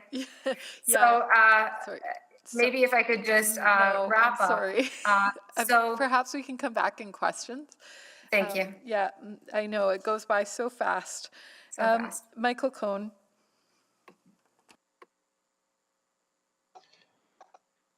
Good morning, councillors, and thank you for the opportunity to speak today. I'm the president of the Belgravia Community League. I thank the city administration for preparing attachment 6 of today's agenda, Engaging with Edmontonians, and for their presentation this morning. I'm pleased to see that the city has acknowledged that citizens must digest a large amount of complex information, and that it's necessary for the city to expand its efforts to communicate this information and seek feedback. I'd like to reinforce a few points relevant to their remarks. Citizens and community leagues are currently overwhelmed by the amount of change being proposed in the city, by the city in the zoning bylaw renewal and city plan. we are struggling to keep up with the flood of proposed changes and to provide city administration with sufficient, carefully reasoned feedback. Mature neighborhoods undergoing a lot of infill, such as Belgravia, are already very busy responding to large developments already underway, including buildings of up to 7 stories proposed for sites currently occupied by single-family homes. Participating in the process for multiple simultaneous developments is already placing a lot of demands on our board and residents. The changes being proposed in the zoning bylaw renewal and city plan will have profound consequences for mature neighborhoods with a predominance of single-family homes. I am not here to address the merit of the proposed changes. I am simply saying that the great majority of homeowners who will be affected by them have no idea of what's coming to their neighborhoods. Unless the city fills this information gap, there will be extensive surprise, distress, and administrative burden when the developments enabled under the new bylaws begin to be built. Community leagues have an obligation to their members to keep them informed and represent their interests. We ask that the city help us to fulfill this obligation. This in turn will help the city to improve the zoning bylaw renewal and the city plan. Some requests of you: provide material to leagues that we can put in our newsletters and social media posts so that we can quickly and accurately inform residents of proposed changes and engagement opportunities. And provide these materials well in advance of the engagement. Our volunteers need lots of time to understand the materials and its implications. Thank you for your time this morning. Thank you. Beverly Zubat. Good morning. I am glad to be here today. I'm speaking as someone who has worked with numerous leagues in the past, and at present I volunteer with the Park Island Community League Civics Committee. And I have one major request to make, and that I'm here to encourage you, City Council or Planning Committee, to ask administration to include leagues as key stakeholders in the creation of the new zoning bylaw and in the creation of district plans. Why am I asking this? Well, I believe very strongly that leagues can contribute greatly to both of these. Leagues tend to know their neighborhoods well, thus they can bring an abundance of knowledge to discussions. This knowledge will be invaluable as the city attempts to support the development of districts, 15-minute districts. And leagues are city builders who provide many daily needs within a 15-minute walk. They build community facilities, develop local parks in partnership with the city, build a sense of place and community. They provide low cost or no cost social gatherings and programming. Also, leagues invite community participation and leadership from all residents in their geographic boundary, regardless of race, religion, gender, or age. Inclusivity is a founding principle of the community league movement. And leagues have the communication networks to inform local residents and businesses, as Michael was suggesting earlier there, and the ability to bring people together to build the kind of neighborhood they want. If you want to implement the city plan and avoid some bumps along the way, get leagues engaged at the beginning, as early as possible. Leagues tend to view neighborhoods holistically. They are concerned about supporting great neighborhoods with positive social, economic, and environmental outcomes. It would be a grave mistake not to involve these community leaders if you intend to rebuild the city while at the same time maintaining a quality of life for residents. And leagues often come with experts. Many leagues have civics directors or planning directors, as they're often called. These people are local experts on planning processes and the zoning bylaw. These directors also understand the pros and cons of various development regulations. They could very easily participate in engagements on the zoning bylaw renewal project, along with other city builders who are considered key stakeholders in the more technical engagements. In the past 2 years, EFCL has requested early league engagement on several occasions, but thus far, nothing has happened except high-level information sessions. By not informing and engaging leagues as key stakeholders like the building industry, the city is creating mistrust and losing out on all the assistance, knowledge, and constructive input of leagues. In a recent meeting of our district leagues, Queen Alex director summed up our collective thoughts. He said, leagues have not been able to break through the city's marketing shell to become partners in the implementation of the city plan. Being on as outsiders creates fear of what will be done to our neighborhoods. Leagues in my district have expressed fear of many unknowns. They fear the loss of the MNO contextual regulation, especially the loss of the contextual rear setback for low-scale housing. Leagues within areas of major corridors and nodes fear new and old housing will be boxed in by very large apartments. Existing ARPs include 4-story apartments, which, with proposed zoning bylaws zone, could become 8 stories. Opportunities for the missing middle may be totally lost in some areas. Leagues fear the loss of older affordable housing and loss of diverse population with a sense of strong belonging. They fear the loss of green space and opportunities to achieve climate resiliency. If leagues were at the table with other city builders and decision makers, their concerns could be addressed and perhaps solutions could be found. Hopefully, with league supports and admin support, leagues will be treated by the city as key stakeholders going forward, and all the intended outcomes of the city plan will be successfully implemented. Thank you. Thank you, Beverly. Mark Dunlop. Thank you for the opportunity to speak. My name is Mark Dunlop. I'm a longtime resident of Garno and an active member of the Garno Community Planning Committee. I'm here because the process that is being used to implement the city plan and its components has not engaged or collaborated in a sufficient manner with communities that are challenged by ongoing development. I respectfully request that City Council direct administration to engage and consult more with communities regarding zoning bylaw renewal and district planning projects. Garno is a desired area for living, and because of this, a desired area for development. It is one of the densest communities in the city. It already exceeds the minimum density guidelines of the city plan. Unfortunately, there's no maximum density for a small community like ours. Development in the community up to recently has been guided by the GARP, the Garno Area Redevelopment Plan, along with TOD guidelines and the residential infill guidelines. Creating the GARP involved a considerable amount of engagement and input from the community. The GARP is recognized as a good document, and even at its age, almost completely aligns with the new city plan. I suggest it's time we re-engage the community input with the district plan and new zoning bylaws. The city plan is a great idea. It recognizes issue and gives direction and vision. Sadly, the vision of the city plan has not been matched by a coherent strategy for implementation. The concept is being advanced without the important support and direction of the zoning bylaws and the district plans. In our community league experience over the past several years, administration and city council have approved every application to rezone for the purpose of adding mid-rise and high-rise buildings in Garno. The justification is always the same. This proposal aligns with the city plan.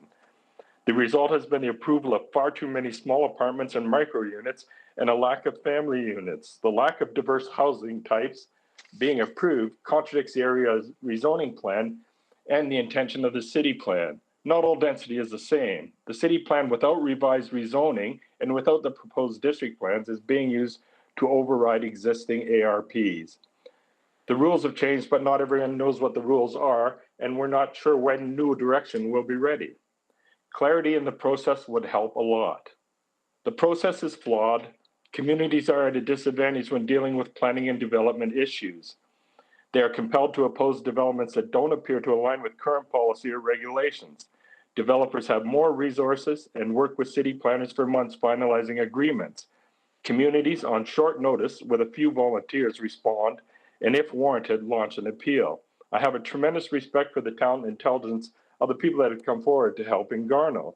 At this point in Garno, we're overwhelmed. The number and size of developments, combined with changes in policy, has used up a lot of our resources and more. We are continually frustrated by the approval of developments that contravene the existing area redevelopment plan, but somehow meet the vision of the city plan. If communities got a fraction of the support that city administration offers to developers, the result might be more sustainable and equitable for all stakeholders. That's what we are asking today. In closing, I respectfully request that City Council direct administration to engage and consult more with communities before implementing zoning bylaw renewal and new district plans. Thank you. Thank you. Jan Hardstaff, and I understand you had a presentation that will be put up. Yes, and could you just go to slide 2, please? Great. Thank you for the opportunity to speak to the zoning bylaw report. Good morning. I have provided some illustrations that highlight the information the report provides about the RS2 zone and also what remains unclear. Leagues are encouraged to see that the Zoning Bylaw Renewal Initiative team has created 3 small residential zones and are now proposing an RS2 zone for the redeveloping areas within the Henday. We only know, however, that height would be 10 meters or 3 stories. So the diagram on the right, the building on the right would be 10 meters. This is how it compared to infill in the middle that's built today. Next slide, please. Clarity is required around setbacks, particularly the minimum rear setback. Currently, under the contextual MNO regulations, the minimum rear setback is 40% of lot depth. This maintains a separation between new infill and the rear garage or garden suite. If it is reduced to 7.5 meters, which has been proposed in the past, this would allow a continuous 10-meter high wall of development shown by the dark red building to within 7.5 meters of the rear property line, where it could transition to a 6.5-meter garage that could extend to within 1.2 meters of the rear setback. As you can see, this would result in significant increased shadowing and massing impacts to both the mature and recently built infill redevelopment next to it. Next slide, please. The illustration on the left-hand side, the lot on the left-hand side, shows a typical original mature development with a 1.5-story semi-bungalow and small garage. The combined total site coverage is about 17%. If you add the non-permeable sidewalks, patios, driveways to the building site coverage, you get a total site imperviousness of about 33%. This leaves approximately 2/3 of the lot for remaining for valuable green infrastructure, private amenity space, and the benefits that trees can provide. The total potential of this lot, with both a secondary suite and I've shown also where you could add a garden suite, would achieve up to about 3 dwelling units. In the center is a new recently built infill that can be built under the current MNO regulations. That's a semi-detached. The combined site coverage for the principal building and the garden suite that are shown is about 44%. This combined with non-impervious site coverage would result in a total imperviousness of about 69%, or just under the current 70% maximum allowed in the bylaw, the current bylaw. This is approximately double the site coverage of the original mature development and about half of the area left for green infrastructure. The total amount of units that could be provided, if both have secondary and garden suites, the total dwelling unit potential is 6. The multi-unit apartment shown on the right, far right, shows a significant increase in development site coverage. What clarification is required for is about site coverage that is proposed for the RS2 zone, and will it exceed the 70% site maximum imperviousness currently provided in the bylaw?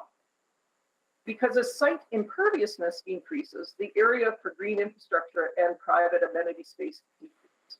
A minimum area must be maintained for both amenity area and green infrastructure. This multi-unit housing shown would provide about 6 large units, but many leagues and residents do not understand that after the missing middle engagement and some text amendments, it is now, you can now consolidate up to 3 lots with 0 lot line development and achieve even larger multi-unit small apartments anywhere on the block. Next slide, please. Trees are a very important part of absorptive green infrastructure. They contribute benefits, including they reduce stormwater, they cumulatively sequester carbon, they reduce energy consumption and the heat island effect. They improve our air quality. They provide psychological benefits and habitat for wildlife. I've shown a couple of diagrams here. One is for a 30-inch diameter at breast height elm, which provides annual benefits of $214.86. And this would increase cumulatively and compounding over its lifetime. If the area for green infrastructure is further reduced, there will only be room for the smallest or narrowest trees, like a Swedish pollard aspen, and the annual benefits would be reduced to $43.46. This does not even consider the benefits lost or the carbon released when mature trees are removed and raised homes and their wooden structures are sent to the landfill to prepare a site for redevelopment. Thank you very much. Administration. That's your time. Thank you. Okay. Thank you. We can come back on questions. Joan. Yes, hi. Good morning, everyone. Thank you for the opportunity to speak today. My name is Joan Fransoli, and I am the new Civics Director for the Pleasant View Community League. I've lived in Pleasant View for 25 years and have served on the board since December 2021. Pleasant View understands the need for and supports the concept of infill. I myself live in an infill home. I'm here today to speak to the importance of achieving the city plan goals through a sustainable development approach that balances economic, social, and environmental outcomes and considers the long-term and cumulative benefits and impacts to all stakeholders. Increasing infill redevelopment to add more dwelling units within the redevelopment area will provide development and economic opportunities that will benefit developers. It will increase the tax base and maximize the use of existing infrastructure benefiting the city. It will bring renewal to our neighborhoods, and it will provide more housing options for Edmontonians and bring new people, renewal of our communities, and help revitalize our schools.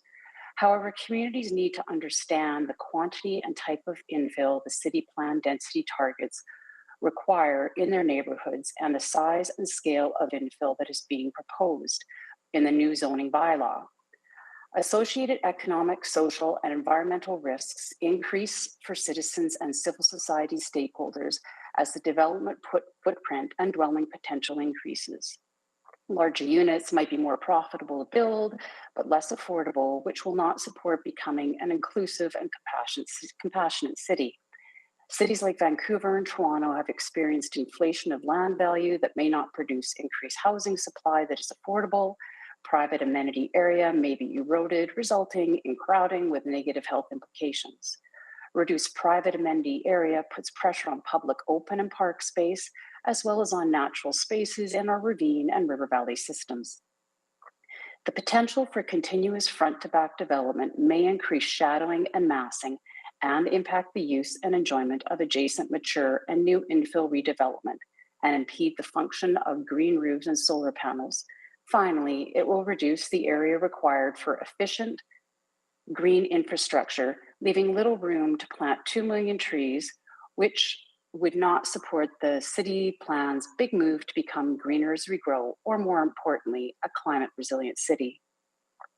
On page 4 of the zoning bylaw report in a section titled Post-Renewal, Special Projects and Monitoring of the New Bylaw, which states, administration has been asked by council, stakeholders, and Edmontonians if the following items fall in the scope of the zoning bylaw initiative.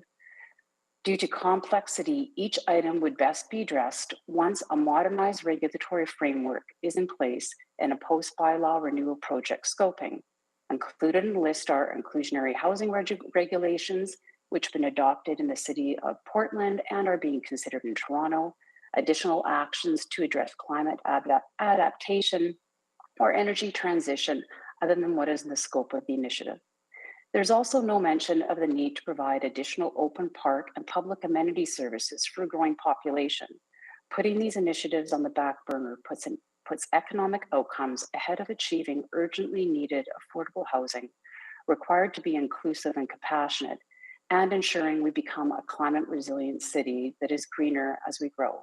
This does not appear to be a sustainable development approach. The city and communities would benefit from more engagement on zoning bylaw renewal, greater clarity and detail, and input from leagues who represent broadly diverse residents is needed to ensure overall city plan goals are achieved through a sustainable approach. That concludes my presentation, and thank you again for taking the time to listen to our concerns. Thank you very much. And last but certainly not least, Elaine Soles, who's joining us in chambers.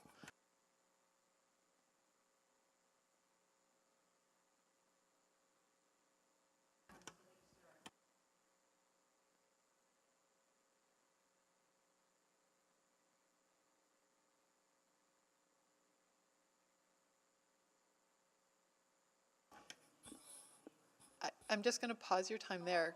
Sorry. There, Here there. we go. All right. Okay. We're pleased to see that more than one low-density zone is now proposed. The RS2 zone has promised for the redeveloping neighborhoods, a new term for what has been called mature and established neighborhoods. We're encouraged that some regulations from the mature neighborhood overlay will be incorporated into this zone, but we'll need to see the details, though, before giving it a thumbs up. We have some concerns that we'd like considered in the RS2 zone. Retain the 40% rear setback from the MNO for sunlight, privacy, and mature trees in the rear yard. This also would help protect access to sunlight for solar panels. Extend the rule about subdividing RF1 lots only once to the RS2 zone to ensure a diversity of housing types. Larger lots can accommodate semi-detached row housing and small apartment buildings, while a skinny lot can only accommodate a skinny house. And of course, I want to point out that most of these housing forms can also have secondary suites and garden suites. The other housing forms I've mentioned fit better with existing developments on the larger lots as well. We want to make sure community leagues continue to receive variance and rezoning notices. We have no idea if that's going to be retained in the bylaw. This is how we remain involved in the development and zoning processes, especially when consultation will be eliminated with the retirement of the mature neighborhood overlay and with some of the regulations incorporated into the new zone. We value the opportunity to engage with developers to discuss potential elements in their projects that will benefit the neighborhood, such as commercial space, 3-bedroom units for families with children, and hopefully in the future some seniors housing for our neighborhood. It's a concern that some topics will not be addressed in the new zoning bylaw. It's a mistake to leave climate resiliency, energy transition, and inclusionary housing until later. Adequate regulations for green landscaping can reduce heat island effects. An affordable housing overlay or similar tool is needed before more renoviction displaces people and what is built is too expensive and too small to accommodate their families. We've seen this happen in some neighborhoods in Edmonton already and know there are older rundown row housing projects ripe for replacement in other neighborhoods. The zoning bylaw renewal project should tackle these topics now, not defer them. And I've seen examples in other cities of some of this type of work. And we're concerned about engagement. Although the timelines for the zoning bylaw project have been extended, the amount of engagement has not changed, and it's not clear what role community leagues who understand the impact of zoning regulations on their neighborhoods will have in the engagement going forward. And here are some recommendations I have for engagement. Well, first of all, to repeat what some of the other speakers have said, consider community leagues key stakeholders in this process. Also, we understand when the zoning discussion papers were released, sections were provided on a time schedule over a period of months so people could read and digest and respond to them and provide input. So we would suggest releasing the sections of the zoning bylaw in digestible chunks, say by zoning type like residential zones, the commercial zones, etc. Release as soon as possible the sections that are already drafted for a review. It's our understanding the zoning bylaw is about 60% complete. Separate the engagement on zoning bylaw renewal from the engagement on district plans. Both projects are complex. It would be overwhelming to try to deal with them together, even for people who are well versed. Continue to clearly communicate, though, the relationship between the two projects. Thank you for considering these suggestions. Thank you, Ms. Soles. We'll now go to questions of our speakers, and we may lose some folks over the lunch hour. So I would encourage you to ask your questions. And first I'll go to Councillor Salvador, who selected this item. Yeah, thanks so much, Madam Chair, and thank you so much to all of our speakers who came out today. Thoroughly enjoyed your comments and your presentations. So I have a fair number of questions. I'm going to start with, I'll go to Ms. Anderson to start. You mentioned the importance of proactively enabling growth to occur in alignment with district plans. And I guess I'm wondering if you could comment a little bit more on that and how zoning and zoning bylaw renewal as a tool can help facilitate that end vision that's outlined in city plan. I know that mention of upzoning was included in kind of a post-renewal activity. Any thoughts on that? Thank you very much for the question, Councillor Salvador. I'm pleased to speak more about that. So as proposed, the city plan outlines the broad strokes for how Edmonton will grow, and then the zoning bylaw as the regulatory tool will allow certain our sites to be developed in certain ways. But unless we bridge that gap proactively by actually upzoning the sites in alignment with the city plan, which should happen through the district plans, what we're going to find is that we have tens of thousands of lots that will remain as they are now, and they're not actually set up for the future. So this both doesn't send a very clear signal to our community, both development community and also, of course, just our citizens of Edmonton. And it also will result in great inefficiency. Just thinking through the public hearing process, imagine every single RS1 lot trying to become something else in alignment with being in a node or a corridor. That could be a really big problem in terms of time and confusion across many years. So we understand that this might be too much to do all at once, too much to bite off, but unless there's a clear plan to have the upzoning follow the district planning to bring the new zoning bylaw to life, the implementation just simply won't be there, I think, in the way that we're all hoping that it will be. Okay, thank you for that clarity. And you're right, I have heard it from not just industry members, but community members as well, who are looking for that certainty and surety. I guess in terms of timing for that type of activity, recognizing that it's not happening concurrently alongside zoning bylaw renewal, when do you feel an appropriate time for that to kick in would be, and for that conversation to be had? Well, I think that it should not wait until the zoning bylaw is completely finished to begin. I think there's a lot of kind of groundwork that can be done.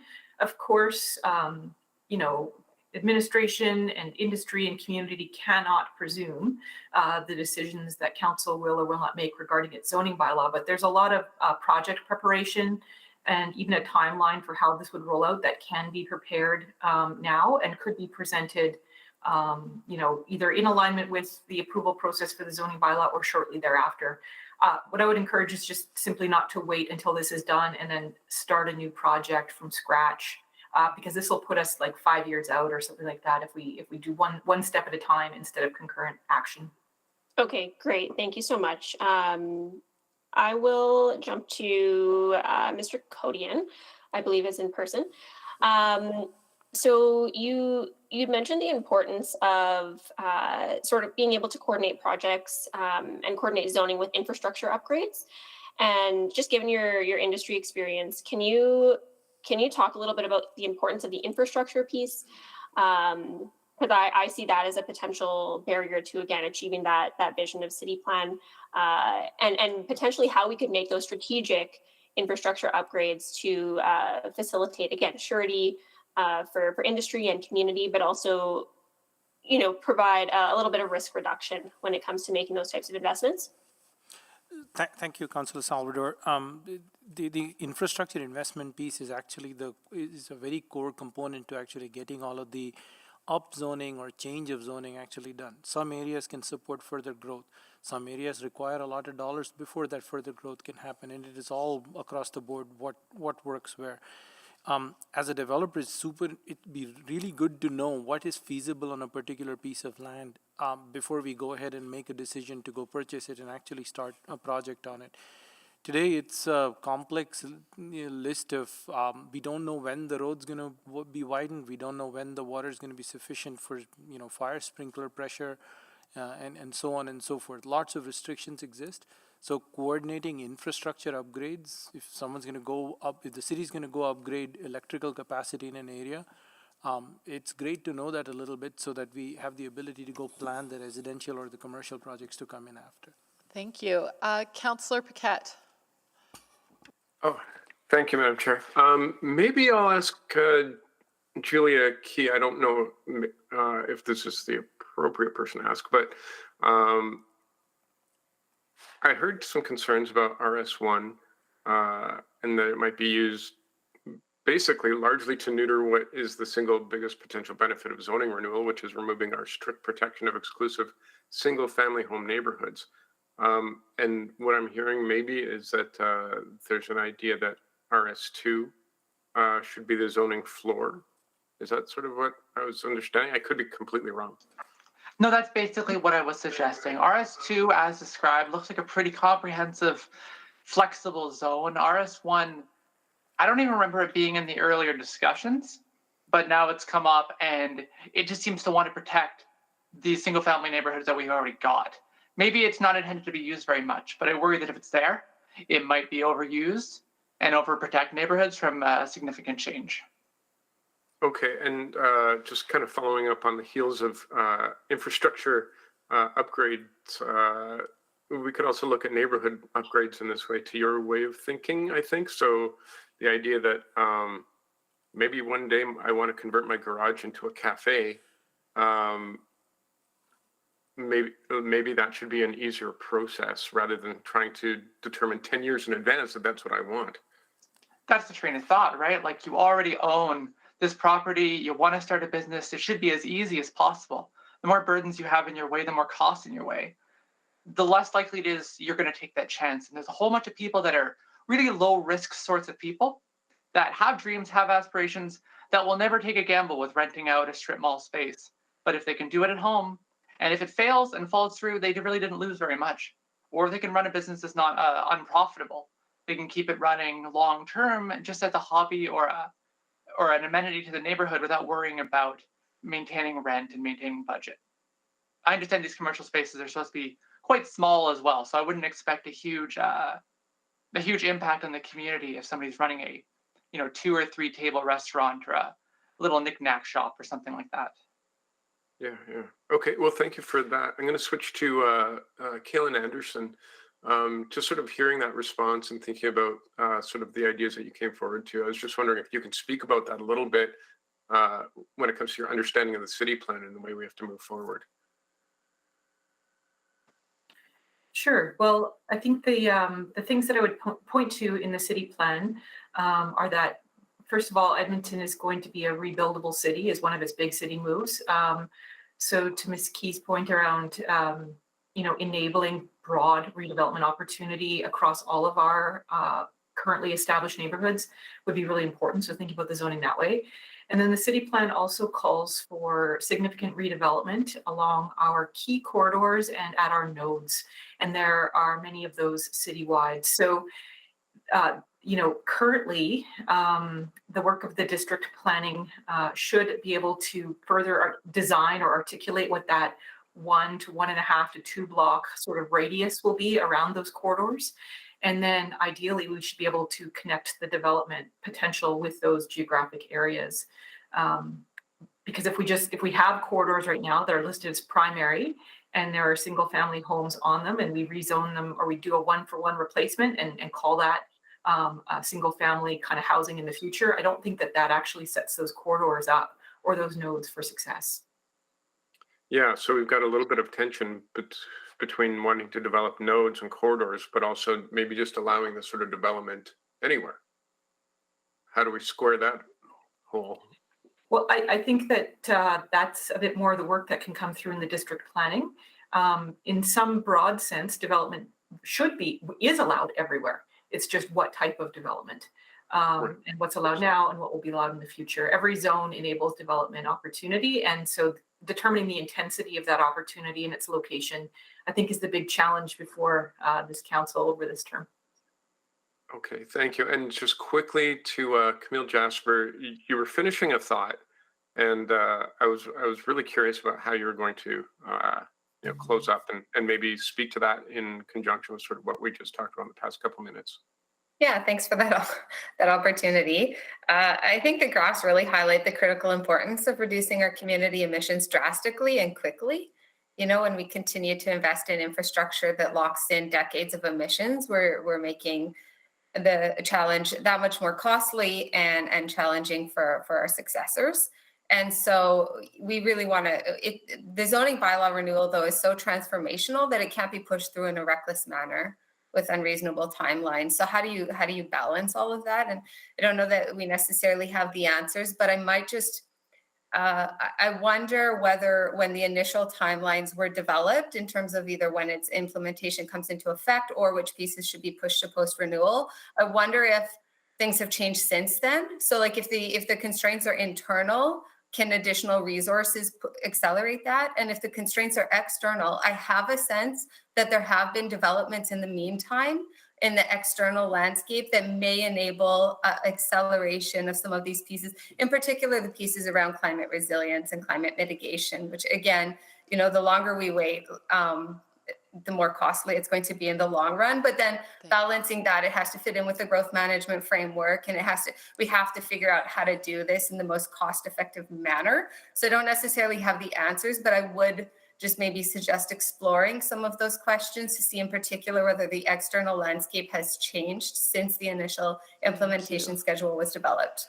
Thank you. Sorry to cut you off. Councillor Principe. Thank you, Madam Chair.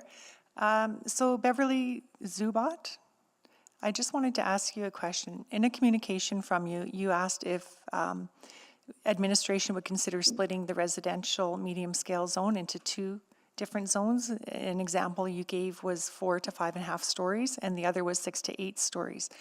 And, you know, in theory, I kind of like that, but my concern would be, as Mr. Dunlop had brought forward, all the rezoning applications we have seen have been approved. So my concern would be if we did split those in 2, there's a likelihood that it could be upzoned anyways. So do you see that as a possible concern?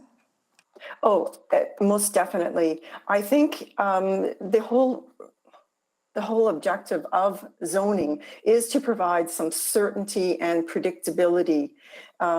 Just getting back to even the solar panel idea, if you have an apartment and it's planned for 4 stories and you put up your solar panels, and then the next apartment next to you is zoned the same, but they build it to 8 stories, and now your solar panels are worthless.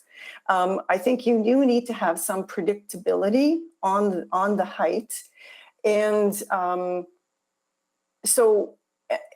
and also you need less of a transition area between buildings. The smaller the size of the buildings, so it just you need more certainty. That difference in size between the 4-story and the 8-story is huge. It's double. So how can you expect the adjacent properties to do any planning around that if they're uncertain what's going to come?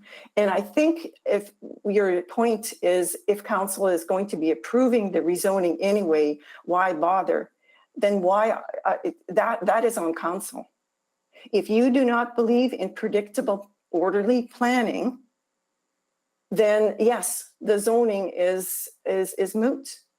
But it does provide at least an opportunity, at least it has in the past. Maybe with the new recommendations, it won't allow community consultation. But at least there's, in the past, there was an opportunity for community input to say, no, we have invested tremendously in our solar panels. We have invested in our street trees, etc. And this is our plan, and you are going to be deteriorating your property values if it goes this other way. So I guess what I'm saying is it's very important to have that predictability for everyone, for people to be willing to invest. You need that predictability. Yes. And investors sometimes we see as they're only the big investors, but lots of people invest in condo suites. They invest in building garden suites. They make all kinds of investments. The small investor does, which could be up to $1 million, small investment, yeah. So we have to take that into account. So the more defined, the clearer we are on what can be built on a piece of property, and have that some delineation between one type of zone versus another, the more predictable it will be, and the more willing people are going to be to put investment in their properties. Right. Thank you for that. So you would like to see us to be a little bit more stringent maybe with our zoning, and maybe, is that it, or? I would like to see plans. I'm excited about the potential for the whole city's, every piece of land having a plan. Okay. And if you stick to that plan, everything is very predictable. Okay. And yes, that is what I wish. Okay, thank you. And then to Ms. Key, you had mentioned about just merging RS1 and RS2.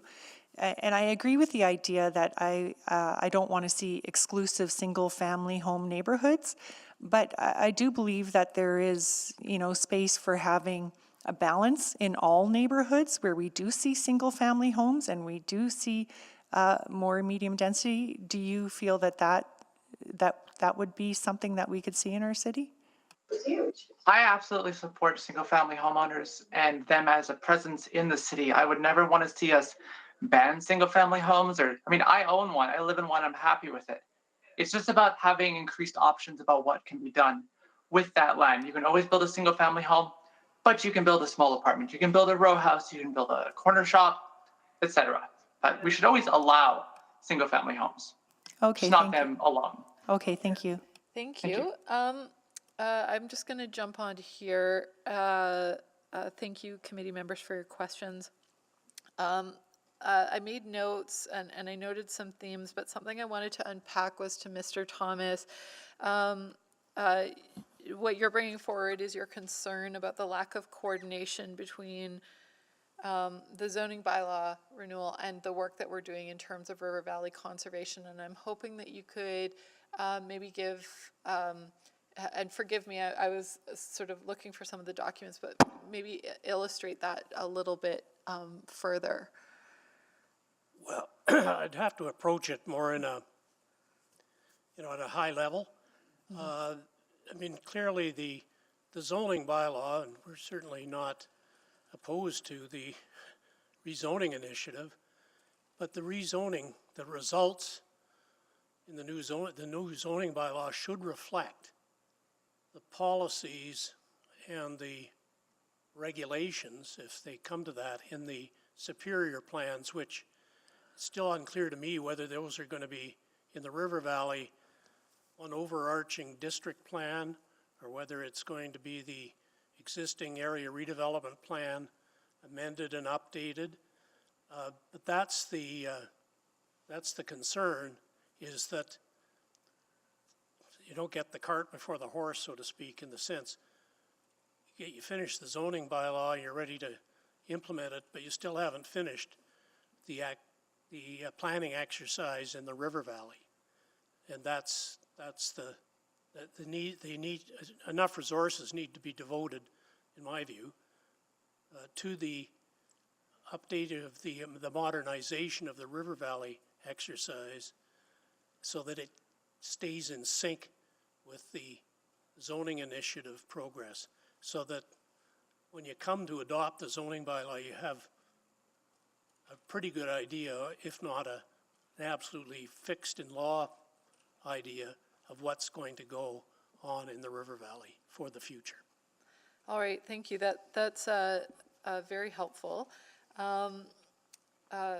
Other than that, I think some of my questions have been asked by committee members already, and having heard a lot of the questions that I think members of the public have brought forward, we're going to be asking those of administration after lunch. So I'll leave it there, knowing we have two other speakers who have questions. Councillor Stevenson. Thanks very much, and I'll be brief. I really appreciate all the speakers coming out virtually and in person. But I did just want to tease out a theme that I heard from a number of speakers. Ms. Zubat, you mentioned there not being a plan in place. Whereas, I do think city plan is the plan that we have in place for all of the properties. So maybe I'll direct my question to Mr. Lawrence. You spoke about the need again for the sort of create or decide level of engagement with community members. And where I get concerned is recognizing that we do have city plan, and the intent of the district plans is not to relitigate city plan, but rather just to provide a finer grain level there. So just wondering if opening up public discourse for create or decide levels of engagement, do you think that the communities can work within the city plan framework without changing that direction, but rather just providing the finer grained analysis? Or do you think there's a risk that that will lead to expectations that city plan direction can be reversed or changed? Yeah, it's a great question. I think I'll answer it in two ways. I think the first is that EFCL is really an asset-based community development organization. What that means is that we really recognize and want to promote the knowledge, perspectives, and capacities of individuals in their leagues and in neighborhoods across Edmonton. And I think you see that really clearly today in our speakers in front of you. I think there's a wealth of knowledge, and there's not one perspective. And I think it's really key to recognize that capacity that exists latently within our neighborhoods. And what I've also heard today is a clear understanding of city plan, and that while there is a challenge of certain kind of interpretations, I think citizens are well equipped, if given the opportunity, to think within the bounds of city plan.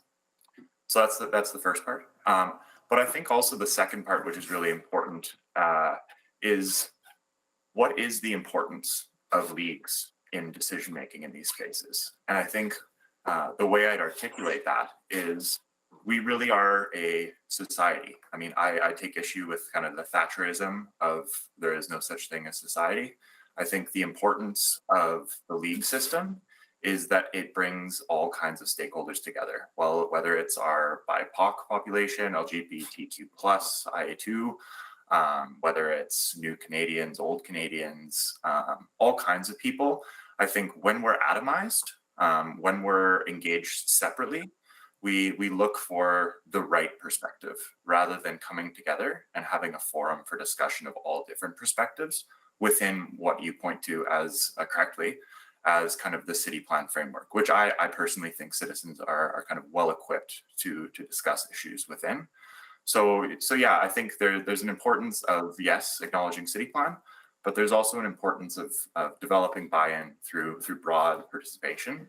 And as well, I think leagues, obviously I'm a champion of leagues, but I think leagues provide a space where a whole bunch of different stakeholders can come together at a really manageable scale, and with low barriers to participation, so that we hear voices that aren't necessarily always at the table. So hope that helps. Great. Yeah, thank you very much for those responses and clarifications. And maybe on that point, I'll turn to Ms. Clancy. You mentioned the importance of sort of respecting the single detached housing folks. Just wondering though, if you could maybe clarify, again, just thinking about city plan, and we certainly are moving away from that being the dominant form of housing in our city.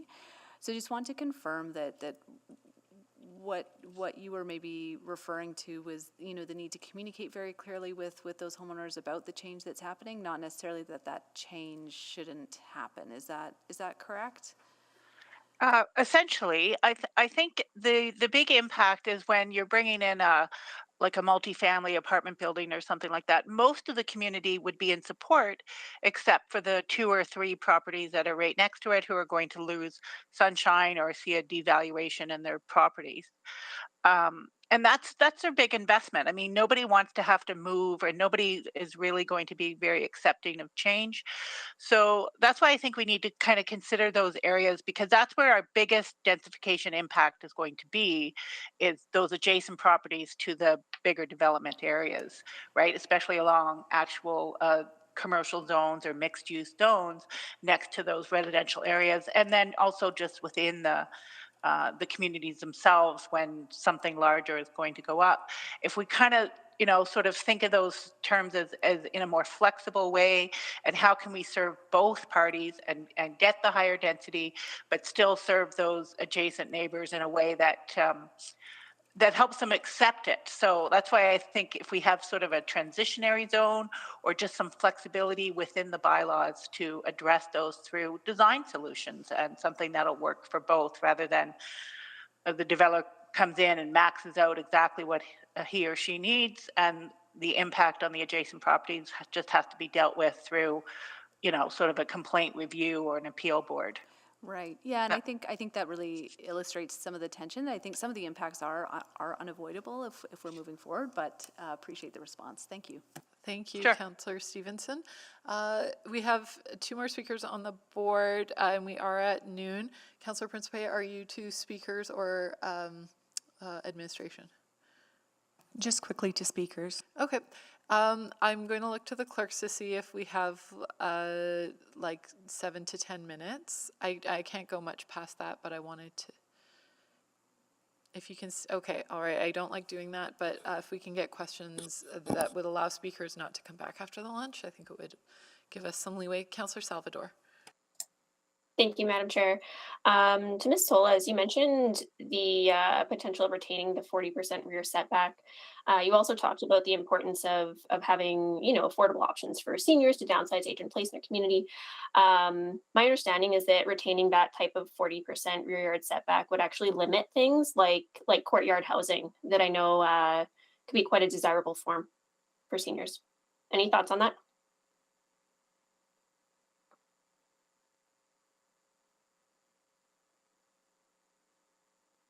And that was to Ms. Solis. Oh, sorry, I didn't hear my name.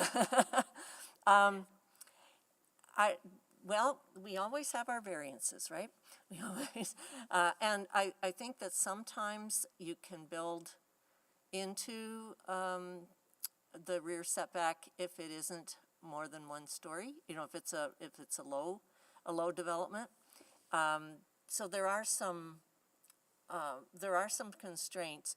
But to go to the example that Jan showed of the apartment building that went all the way back and just had a 7.5 meter setback and provided, you know, had overlook, you know, there would be apartments that can look down into the neighbor's backyard. It shadows the backyard. It may block sunlight from solar panels. That's really not... that is really what will be able to be developed with a 7.5 meter setback, and it's not desirable for other housing forms that will continue to be there. And if that apartment building had a 40% setback, then it could have garden suites back by the lane and perhaps not have quite as many units as that the example that was shown, but it would have a significant amount of increased density in that area. Okay, thank you. And then just since you mentioned Ms. Hardstaff, you mentioned some numbers: 56% coverage, 85% for impervious surfaces. I didn't see those numbers being proposed. Where did you get those? So those numbers were actually developed using the zoning summary provided in the 2020 residential zones discussion paper. It would be based on what currently is the maximum site coverage potential. But what I tried to preface my remarks with is that we don't really know what site coverage would be under an RS2 zone. So, you know, I provided the diagram to just show you that as development outcome and site coverage increases, the buildings get larger and larger and larger on the lot. So you can, but really in some ways that multi-unit housing, it might allow you to put 6 units on that lot, but they would just be larger units than what currently is already allowed if you build a semi-detached with secondary suites and garden suites. Okay. So, yeah, I appreciate that, and apologies, we're short on time. But yeah, I just wanted that clarity that those figures are not actually actively being proposed right now. no, but you're pushing the site coverage over 70%. I'm sure that that's going to happen, and I just think that what you're going to lose are the benefits of the area on the lot for green infrastructure and private amenity area, and that should be considered in terms of just a sustainable development approach, as well as achieving economic outcomes. So. Thank you. Councillor Principe. Thank you. My question is for Mr. Dunlop. Yes, go ahead. Okay, so you had mentioned that you'd like to see more engagement with the communities and the community leagues. Now, can you tell me, how did you feel? Were you with the community league at the time of the city plan engagement? Yes, I've been involved with some of that, but I have to again reemphasize that the community leagues are fairly stressed out on what people can do and what's available. So I wouldn't say that I'm completely up to date on everything. I just like to see a more thorough engagement. Okay, I guess my question was, did you feel that the engagement for the city plan was thorough?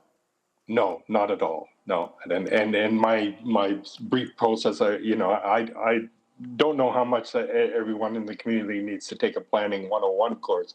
I think if we were engaged as more stakeholders instead of being told what we should hear, I'd like to see better engagement in general. Yes.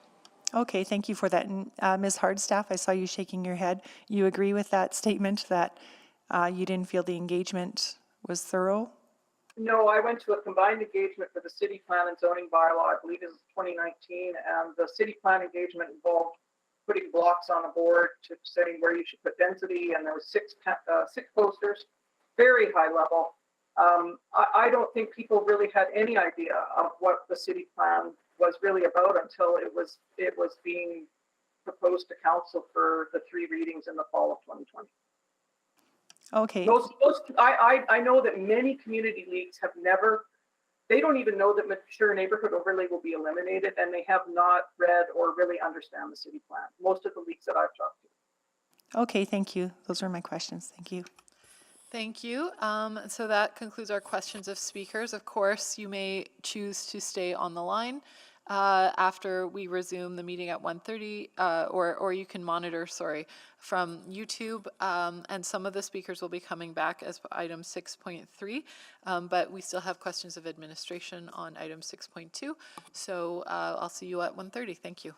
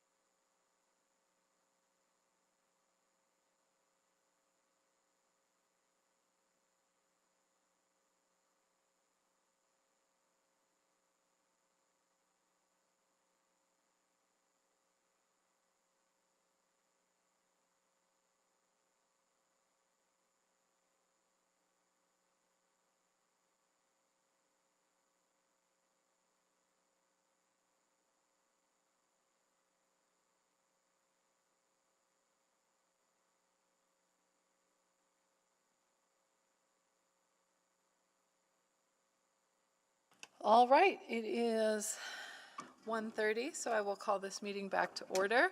I will do a quick roll call of committee members. First of all, I'm Sarah Hamilton, chairing this committee. Councillor Aaron Paquette, perhaps not with us, but Councillor Principe is in the room. Hello. Hi, and Councillor Salvador. Hello. And Councillor Paquette, have you had a chance to join us yet? I imagine he's just connecting, so we'll see him pop on in a second. But we do have quorum, and I see Councillor Stevenson is joining us remotely, as is Councillor Rutherford and Councillor Tang. So we were at questions to administration. Councillor Salvador, you selected the item. Please go ahead. Sure. Thanks so much, Madam Chair. Yeah, so I will start with one of the questions that was raised by, I think it was Julia Key, around RS1 versus RS2 and the potential maybe to use RS2 as that baseline. I'm just wondering, what was the rationale around including RS1? And is there potential to see those kind of amalgamated or RS2 as the minimum? Councillor Salvador, there are a number of factors that we are considering when it comes to whether we have 2 small-scale residential zones or 1. The context of the neighborhood servicing the higher level policy documents such as a neighborhood structure plan, and being mindful around infrastructure requirements. And so I'll just pass it to the team to add additional context to that. Yeah, thanks for the question. And in addition to the infrastructure issue, I think that another issue is whether or not there are, whether or not the context of a developing area in the zone that would service that is the same types of, has the same types of needs as the redeveloping context. And so things like zero lot line housing, different forms that might require greater flexibility in a developing area might be different than the redeveloping. Okay, and the intention would be then to see, RS2 in more kind of mature neighborhoods, infill settings, RS1 in Greenfield. Did I get that right? That's the intention. Yeah. Okay. And oh, sorry, was there someone jumping on? No. Okay. Associated with that, then, I noticed that with RS2, there was the inclusion of opportunities for commercial integrated into some of those areas.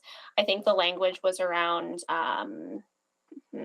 commercial uses in specific areas in neighborhoods. And coming back to Ms. Key's point around accessory commercial units, for example, allowing for that type of low scale or minimally invasive commercial activities within the neighborhood as opposed to just along corridors or on the outskirts of neighborhoods. I think that's a really important point. So how is that being contemplated? Well, I would say for the most part, I think the other component that district planning is fleshing out is the local node, which wouldn't just be on the outskirts of the neighborhood, it would be embedded within the neighborhood. And so this idea of accumulating more potential commercial activity around those local nodes is something that we're looking at. And that is really the primary way that we're looking at including commercial type development within the RS2, the proposed RS2 zone. There may be some other opportunities that we can continue to explore for the sort of lower impact, more small scale type of commercial activity, such as, looking at what barriers might be in place through our home-based business requirements that we might be able to allow for greater opportunity through. And another possible opportunity would be through the conversion of existing buildings. And so I would say that the matter isn't settled. We're looking at different options here, but the focus primarily is around looking at the local nodes or a proxy for local nodes as one of our criteria. Right. Okay. Yeah. And I can understand that focus on local nodes. I just wouldn't want to miss the opportunity around allowing someone who has, an underutilized space in their backyard to have a barber shop or yeah, just low impact retail. So just don't want to miss that piece because I know that there's a fair amount of interest in that concept. So I'll jump to another question. I'll go to the context modifiers piece. So I noticed that context modifiers were applied as a tool in GMU. Are we anticipating that context modifiers could be applied in other circumstances or or is it going to be specific to GMU? I just see that as maybe a way to achieve some of the density that we anticipate along our nodes and corridors. So the other place that context modifiers are currently proposed to be used is through the RM, the proposed medium scale residential zone. That was the range of 4 to 8 stories that's proposed there would be able to be, through rezoning process, would be able to be modulated through that context modifier. So both through height and through FAR, floor area ratio, sorry. Okay, and the height's not settled for RM, right? It was 4 to 8? 4 to 8 stories is what's been proposed and presented through this report. Okay, I'll come back. Thank you. Thank you, Councillor Principe. Thank you, Madam Chair. So we heard from speakers today from the community leagues that felt that they weren't heard in the process, not only of this process, but also the city plan. I just wanted to get the perspective of administration. Yeah, I appreciate that opportunity, Councillor Principe. The city plan had a really robust engagement process that included many Edmontonians with a GBA plus approach, so I'm surprised to hear that from the community leagues that they didn't feel like they were engaged because there was multiple opportunities for them to be involved in that. And the city plan itself was co-created with Edmontonians, for Edmontonians, both today and tomorrow. So we'll continue to engage them through the zoning bylaw renewal project with the city plan as our North Star of what we're trying to collectively achieve. And perhaps the team could add on what the approaches are specifically with the community leagues for the zoning bylaw renewal. Thanks, Stephanie. So moving forward, our focus between now and September is when we're going to be doing city-wide engagement on the draft zoning bylaw and the draft zoning map. Our focus is really around educate, and so we want to, we've heard from Edmontonians that zoning is very technical and it's really hard to understand, and so we're going to focus on releasing podcasts, videos. We're going to have an information hub on our website, looking at doing targeted stakeholder engagement and engagement through the Engage Edmonton platform. So that'll be between now and September, and then starting in September to the end of November will be our citywide engagement on the bylaw, and we're going to be engaging with a variety of Edmontonians, looking at opportunities, very different engagement tactics and opportunities, from workshops to pop-ups to online engagement. And so we're just working through our engagement plan for that engagement starting in September. Okay, yeah, that's it. You clarified all my questions. Thank you. Councillor Paquette. Thank you. Yeah, just a quick question about the RS1, RS2, Ms. McCabe. You heard our discussion earlier. I was wondering if you could expand on that. There's some debate on which approach is best, and to my mind, maybe it's not an either-or question. Yeah, great observation, Councillor Paquette. And what I'd say is we don't know yet. We're still working through RS1 and RS2 and how we treat that single-family zone in our city as a whole. There's many trade-offs and many things that we need to consider in terms of flexibility and adaptability within the zones, but also what the costs are associated with it. So what are the infrastructure costs associated with different zones? Also, what are the different product types that might be allowed in the different zones, because the context is different in our city. So we're working actively with Edmontonians and with industry right now, listening as we develop the draft bylaw, and we might still land on one zone coming forward, or we might land on 2 still. So we're still working through that. Okay, so it sounds like there's still, it's still in process, and there are adjustments that are likely or possibly going to be made. And then what you land on, you'll bring back to council with the rationale after having explored all of those options. Absolutely, and there will be adjustments made as we go. And Councillor Okay. Paquette, just And- one point of clarification. What we're considering for the small-scale residential zones is more than just a single detached residential opportunity. It is to allow for a range of small-scale type of development. Oh, that's a really important point to make. Thank you. And so now, just really quickly, you mentioned infrastructure implications. I'm just wondering if you could expand on that a little bit. So the way that land in a greenfield or a developing community is serviced is based on the highest and best or highest use permitted within that particular zone.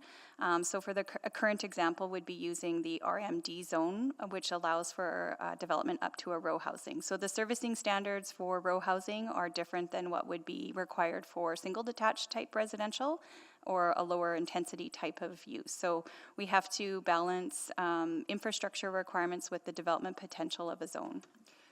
And we're actively working with EPCOR on this right now. Right. Okay. So, yeah, and now you've heard from speakers earlier just this this idea that we would love to be able to have some sort of flexibility in infrastructure as far as use cases are concerned. Is there a danger here that our infrastructure won't be able to match use cases if we move to primarily RS2, or is that something that we're not too concerned about? That's I guess where I'm not clear.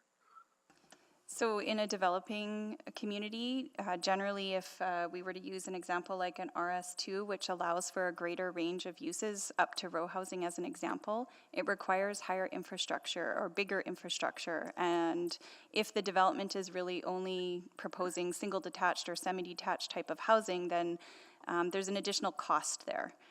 So we're balancing those infrastructure requirements with the development potential of a zone. It's not unlike what we're currently working through in infill or mature communities that are being rezoned or new development being proposed that have to do infrastructure analysis and possibly upgrades as a result of what is proposed. Okay, understood. And then just last, you may have heard maybe talking about that tension between nodes and corridors and sort of hoping for and zoning for intensity of development in those areas, and then also the stress or pressure of folks wanting to create more interesting opportunities outside of those nodes and corridors, which would require similar type zoning, which may diffuse that node and corridor effort. So I'm just wondering how we square that. Yeah, great question, Councillor Paquette. And what I'd say is city plan implementation has three key components to it: the zoning bylaw renewal, district planning, which is the next item, and growth management framework, which is an item that we're bringing forward to you in June. And as a department, we're bringing all three of those together, and we'll be bringing recommendations forward to council about how we would approach things like upzoning as a result of those three bodies of work. And through the budget process, I would suggest that we would need to look at how we resource something like upzoning, and that would be part of the department's future work plan. So it's always our intention to make sure that we align city plan to the development potential within our city. We're just not there yet. There's three other major bodies of work that are underway, and we will absolutely be integrating those bodies of work and bringing forward recommendations to council as we progress. Thank you. All right, thank you. I'm out of time. And Madam Chair, instead of going for another round, would it be okay to spend another 10 seconds, just final comment? Not yet. I can come around for another round. Yeah, come back. It's okay. Okay. We have a little bit of time. Okay, I had a couple of questions related to what members or what members of the public brought forward. First of all, one of the things that I thought was really interesting was, I'm going to call it a chicken and egg problem, is that we have the zoning bylaw renewal coming up, but we also have other statutory plans in the works. And what was brought up as I think an excellent example was the work that's happening around Ribbon of Green in the River Valley. And whenever we're talking about development, there is that tension there. So I'm hoping that you could talk about how you're going to manage that, those tensions.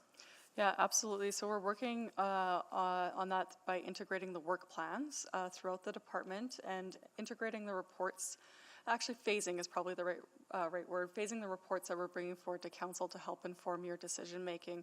But there will absolutely be that tension through public hearing process, and we will do our best to address it through the reports that we bring forward to help with your decision making through that process, because it's absolutely going to exist as these plans are being refined and developed. And we can't postpone zoning bylaw until some of those other statutory plans are in place, but will you be looking at, after some of those statutory plans are in place, adjusting, tweaking, refining, again, the zoning bylaw? Absolutely. This is not once and done. This is an overhaul, and then we've got to continually update our tools to be refined as we have more changes to Great. other tools, so that they're informed. And Councillor Hamilton, just one other comment I would note is that the teams are quite integrated in their work, and so they're listening and learning from each of them, or for each of the projects, to help inform the other. And there's another big thing I want to sort of touch on, but something that I think got covered, I think the representative from CHBA sort of spoke to it, was that there is another tension here, which is that this all might look good in theory, but when it comes to actually implementing it, what does it look like on the ground? So we've heard a lot about the consultation piece, but there's a piece after that, which is the implementation piece, and I'm wondering how you're addressing refining those pieces. That's a great question, and one of our main projects for the renewal is our implementation project, and so this is really assessing our service delivery, assessing the impact of a new bylaw on our permit, our rezoning, and our inspection processes, making sure that we do our due diligence in updating operating procedures and reviews and things like that. And also part of implementation is looking at automation. So we're looking, it was mentioned around automating our high volume permits as well, but this is really important. And just one other element I want to bring up is the testing. So we're actively drafting right now, but we also need to test, and this is test and modeling the zones to make sure that they work. And then we have a variety of different tools and frameworks we've created for ourselves. The GBA Plus and Equity Toolkit, we have a decision informing tool, we have a plain language writing guide, and so we have a lot of tools to help us as we write and test the bylaw. Thank you. I've got one more question, which is that there's a lot of, I think, statutory plans that are going to leave with the zoning bylaw renewal. And I'm going to use a really specific example. I believe it's in the zoning. For instance, there's some regulation around bars and restaurants in White Avenue. And that occasionally comes up again and again. If you want to open a bar on White Avenue, it's at the threshold. So, and that's why I was scrambling looking for some correspondence I had on that issue. But I'm thinking of, there's been so many of these little things that have, which is both about regulating the user and the use, right? There's so many of these in our existing zoning bylaw, and they're there and it reflects the lived experience of members of our community, albeit an imperfect tool for reflecting that experience. I'm wondering how in the new, in the zoning bylaw renewal, are we starting from scratch? Are we carrying some of that over? How are we sort of addressing those nuances? A bit of both, but at the same time, we're applying that equity toolkit to make sure that we can have the most equitable zoning bylaw for all Edmontonians. So I know we can speak to that specific example, but some things we're absolutely carrying over because we think it's not the right time to make that level of change, or that change or fully aligns with the city plan. And so we've got to work through that. And part of the questions we want to ask with every regulation is, why do we need to regulate this? What's the risk of not regulating it? How does it, advance equity? And so if you'd like us to speak further around, the White Avenue overlay as an example, I can look to the team to help with that. Well, I'll leave it there. I think it was a high-level question, but that may come up on the engagement side. All right, thank you for your answers. Councillor Stevenson. Yes, thank you so much. When I was reading through some of the feedback we got from the public, what came through to me was just how many people feel that the engagement has been excellent. So I wanted to really acknowledge the team, that it was just over and over again that it's been very transparent, and just wanted to applaud you all for that, because it is very tough work to communicate. And very exciting. I mean, to get down to 20 zones is incredibly impressive and very exciting. The report does mention that additional zones may be created following further research. Is there also the possibility that there could be even fewer zones? Is that something that the team is considering? Yeah? I'd say it could go either way, Councillor. Yeah, we're leaving the door open for more if necessary. There are a couple that we had in mind without getting into specifics, but yeah, it could go either way. Great. Because, yeah, I did just want to dig in a bit further to the small scale residential, and it's come up just in terms of that tension with the servicing requirements. And it's just my huge, like, I feel that our servicing standards have held us back in many ways for a long time, and I continue to struggle about having confidence in the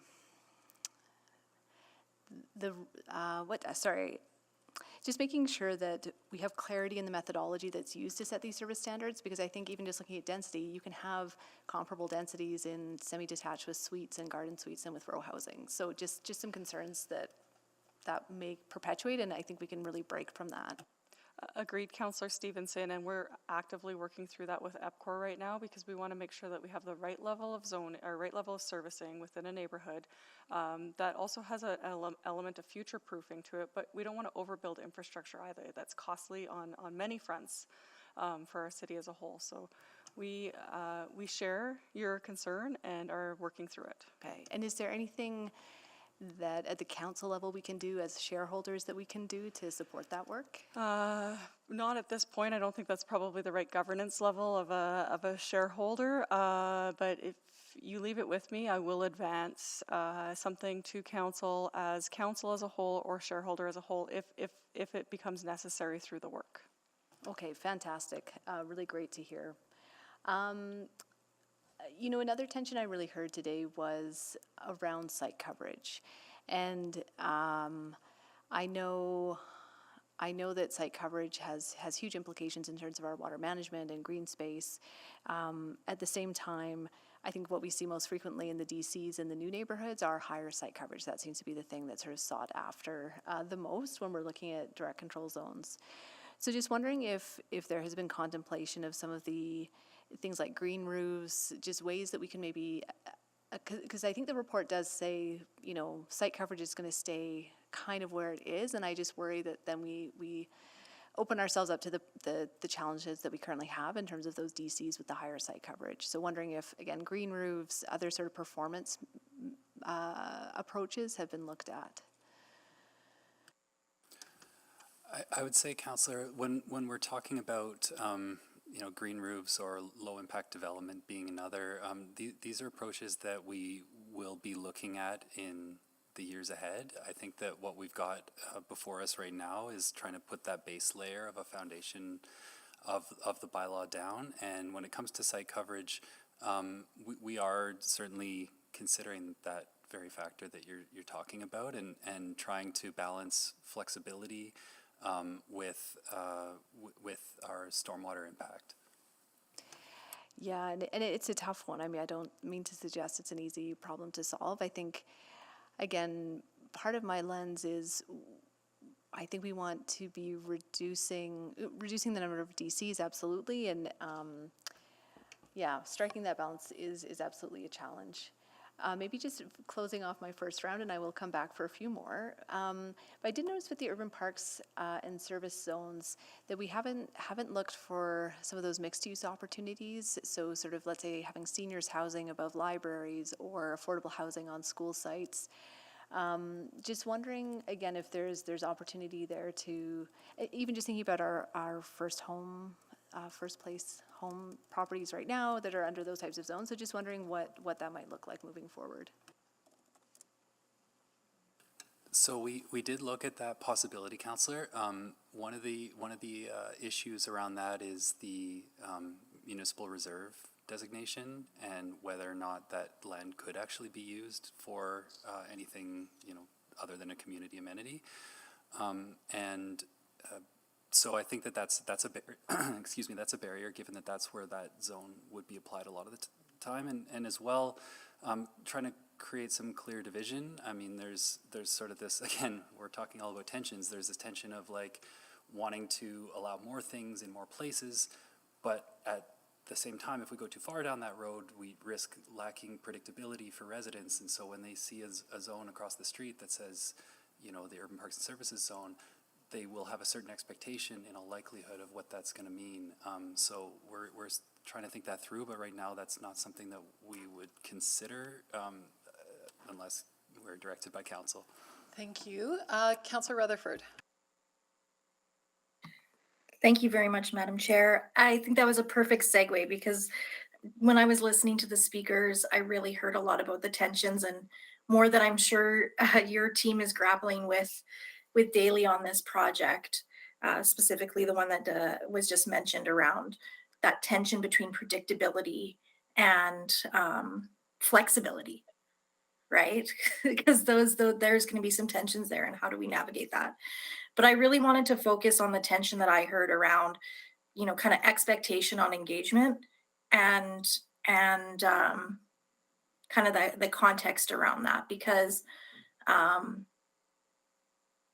I actually think, given how technically challenging and big the zoning bylaw is, that the level of engagement is actually very appropriate. I'm guessing the refine level will be used more frequently as the start and advise as it progresses forward. So I guess my question is, you know, another thing we heard is around kind of concerns about like stakeholder involvement. So can you speak a little bit to the stakeholder mapping process that you've done so far, and how you've really thought through making sure that we're not just getting the usual suspects? And I mean, we need the usual suspects too, don't get me wrong. But when I say usual suspects, I'm talking about it more in the context of theory of, you know, people that are highly educated, affluent professionals, you know, that usually tend to come out to engagement more than your low income, racialized youth, even as an example. Thank you for that question, Councillor Rutherford. We do have a draft engagement plan now, and we're going to be, with our extended timeline, we're going to be further working on that and really thinking through the different types of activities we can offer. We know we have different audiences, and we have different audiences that want to participate at different levels. And so we know that some will be more, you know, low time or high time. And so we're really thinking through the different activities and tactics that we can provide, and going out to people. So having those pop-ups where people are and asking to be part of their organization or their group and sharing the information about the renewal. But yeah, seeking opportunities to engage with our equity seeking groups, you know, engaging with seniors as an example, or youth, our Indigenous partners. And so this is all part of our engagement plan as we move forward. And Councillor Rutherford, if I may just add, I know the team is very passionate about this in terms of hearing from as many different voices as we can in this work. And I do know that they've provided, they've done a very robust GBA plus analysis in terms of our engagement approaches, and we remain committed to that. And that was part of the reason for allowing more time so that we can have more extensive conversations with Edmontonians going forward.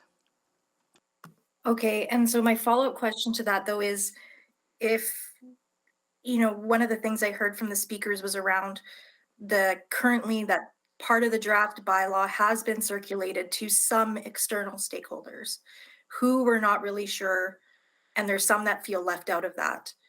Can you speak to that? Councillor Rutherford, over the course of last year, we were establishing discussion papers to form that foundation of the approach to the zoning bylaw. And so through that work and conversations, we've been engaging with all stakeholders around whether it's awareness or informing the scope and scale of the project. And so part of that was, I think, referenced through the discussion this morning on the small scale residential zones, that we were sort of like doing some brainstorming around the zones themselves. But they're by no means a draft to share yet. That's the phase that we're in. We're currently writing. And we have engaged, or we are being mindful to continue to engage all stakeholders throughout each phase of the process. And I'll just look to the team if there's anything more to add on that. Well, I'll just jump in because I have 30 seconds left. And so just to confirm my question, so then there isn't key stakeholders external to the organization in which things have already been circulated related to any drafts? Since we started writing last July, we have done some targeted stakeholder engagement. So as we write, we needed to get expertise from some industry members. We needed to engage with the school boards. We needed to engage with childcare advocacy groups because we really wanted to learn a little bit more about barriers and get some technical expertise as we write.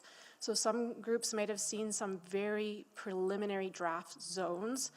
They were not complete, but that's we consider that targeted engagement as we write.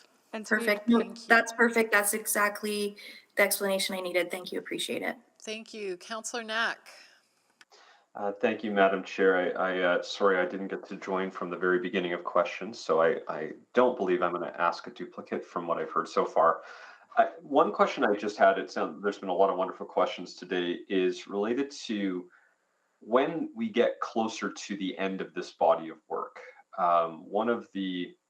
Over the years at public hearings, and you have sat through many of those as I have as well, we've heard a variety of different challenges that have been raised about things like property values, things like parking issues, things like, name the list of things that we have heard from. And, my feeling is that anecdotally, a lot of those fears haven't necessarily materialized. Are we doing any analysis about the changes that have occurred over the years to help inform when we make these changes?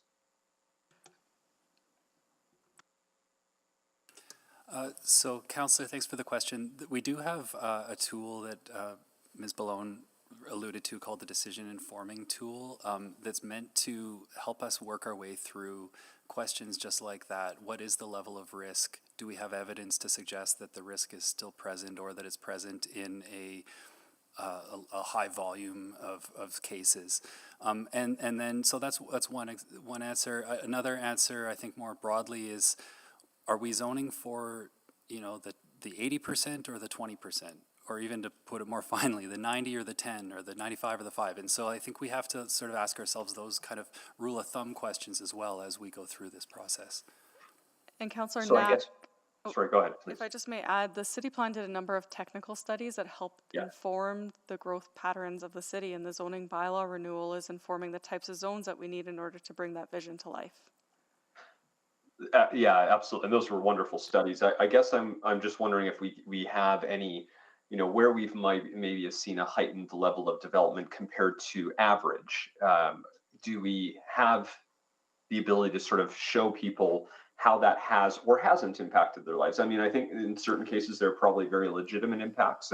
I'll keep going back to parking as an example. I think, in most mature neighborhoods, including the one I live in, even where we've seen substantial amounts of redevelopment, at any given weeknight or weekend evening, once everyone's home, you'd be lucky to see more than 50% of the on-street parking stalls actually used, if not closer to 25%. But can we show that to people as we're going through some of this engagement to help alleviate what is a legitimate fear for people, even if it's not necessarily what actually happens? Yeah, that's great feedback for us to consider, Councillor Knack, as we advance this project, and as we advance some of our other major change initiatives, is how do we bring Edmontonians along on the journey, and using data is one way that which we can do that, so we can see what type of data we have that we could infuse into the engagement process to help with that, if there is some data to help with that. I do know going forward in our work plan, we are looking at how we can have some more robust data in order to be able to explain change and explain what's happening in our neighborhoods. That's great. Excellent. This maybe ties a little bit into that last series of questions from Councillor Rutherford, but I wanted to double check, since we heard the comment during a number of the speakers, and apologies if it's been asked, around how community leagues will be sort of, I think there was that fear that was raised that they're not sort of an active partner, and my view is that that's I imagine they will be active partners as we continue down this process, but I just wanted to confirm that would be my understanding too. That's correct, Councillor Knack. They will be a key stakeholder, and we have been engaging with EFCL and the Planning Committee just recently about how can we move forward with engagement with them. Perfect. And I know this one might be hard because, you know, part of that engagement, and of course EFCL represents a wide variety of community leagues, including those in mature areas and those in new communities. And I don't imagine we often hear a lot from the newer communities when we're having these conversations, because the level of development is much higher already in the first place. The neighborhood structure plans are usually held to, but how can we make sure they're involved in some of those conversations as well? If we're thinking about them being as key stakeholders, how do we make sure the new neighborhoods are also being able to share feedback, even if the change there won't be as much, but help to inform some of the other change? That's a great question, and I think we'll think through this a bit further, but one of the speakers had mentioned or had offered, you know, contact us, we can put stuff in our newsletter or attend some of our meetings, or we can assist with some social media posts. So we will work through EFCL to figure out opportunities to engage with those community leagues that don't often get engaged on some Wonderful. of these projects. Another time. Thank you. Thank you. So we're going into a second round, which means we go down to 3-minute speaking times. I'll also note that the recommendation is received for information, and we're at the refined stage. So this isn't the last time that we're going to see this item, and we do still have 2 more on the agenda to deal with before 3 p.m. But I'll go to Councillor Salvador now. Thank you, Madam Chair. And yeah, with that, I would actually be happy to move a motion if now is an okay time. Absolutely. Fantastic. Yeah, so I'd like to move that a service package to advance rezoning of priority areas to align with growth management framework and district plans be considered as part of the 2023-2026 budget process and brought forward for discussion during the 2023-2026 budget discussion due 2023-2026 City Council budget deliberations. And can I take a moment to introduce that? Yes, absolutely. Great, thanks so much. So I think members of committee and council may have seen me forecasting this one for a while, but rezoning parcels to better reflect the future that we say we want to achieve through city plan and district planning is of course an integral part of realizing that. And as we heard from some of our speakers today, for example, we have a significant number of RF1 or maybe RF3 parcels that are along primary, secondary nodes and corridors. And under the like-for-like rezoning process, we may miss a critical opportunity to rezone those properties to something more appropriate for how we ultimately want our city and those types of areas to look. Now, right now, property owners would be going through the process of rezoning, waiting for a public hearing date, and then hopefully having a ruling in their favor, even if they're just asking to support the goals that we say we want. And this level of risk has the potential of discouraging projects inside the city, whereas in greenfield scenarios, there is a much more, we'll say, permissive environment. And I think, as we heard today from our speakers again, this could mean essentially seeing tens of thousands of rezoning individually have to pass through public hearing to even allow for the kinds of growth and density that we've outlined as priorities in our major planning documents.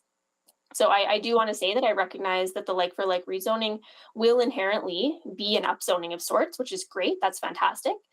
But again, I think it's important to start conversations around upzoning sooner rather than later. While it isn't going to happen perfectly in step with zoning bylaw renewal, I think we need to set up this conversation to be had kind of midway through zoning bylaw renewal and that process. So that is what this motion does, and very happy to take any questions. Yeah, thanks so much. Thank you, Councillor Salvador. Councillor Stevenson, you are next up for questions. Thank you. I will try to do 3 questions in 3 minutes. So I thought the NMU and GMU descriptions were really well articulated in terms of the specific city plan goals that they were delivering on. Just wondering if that's something that the team is planning to be very explicit about in each of the zones.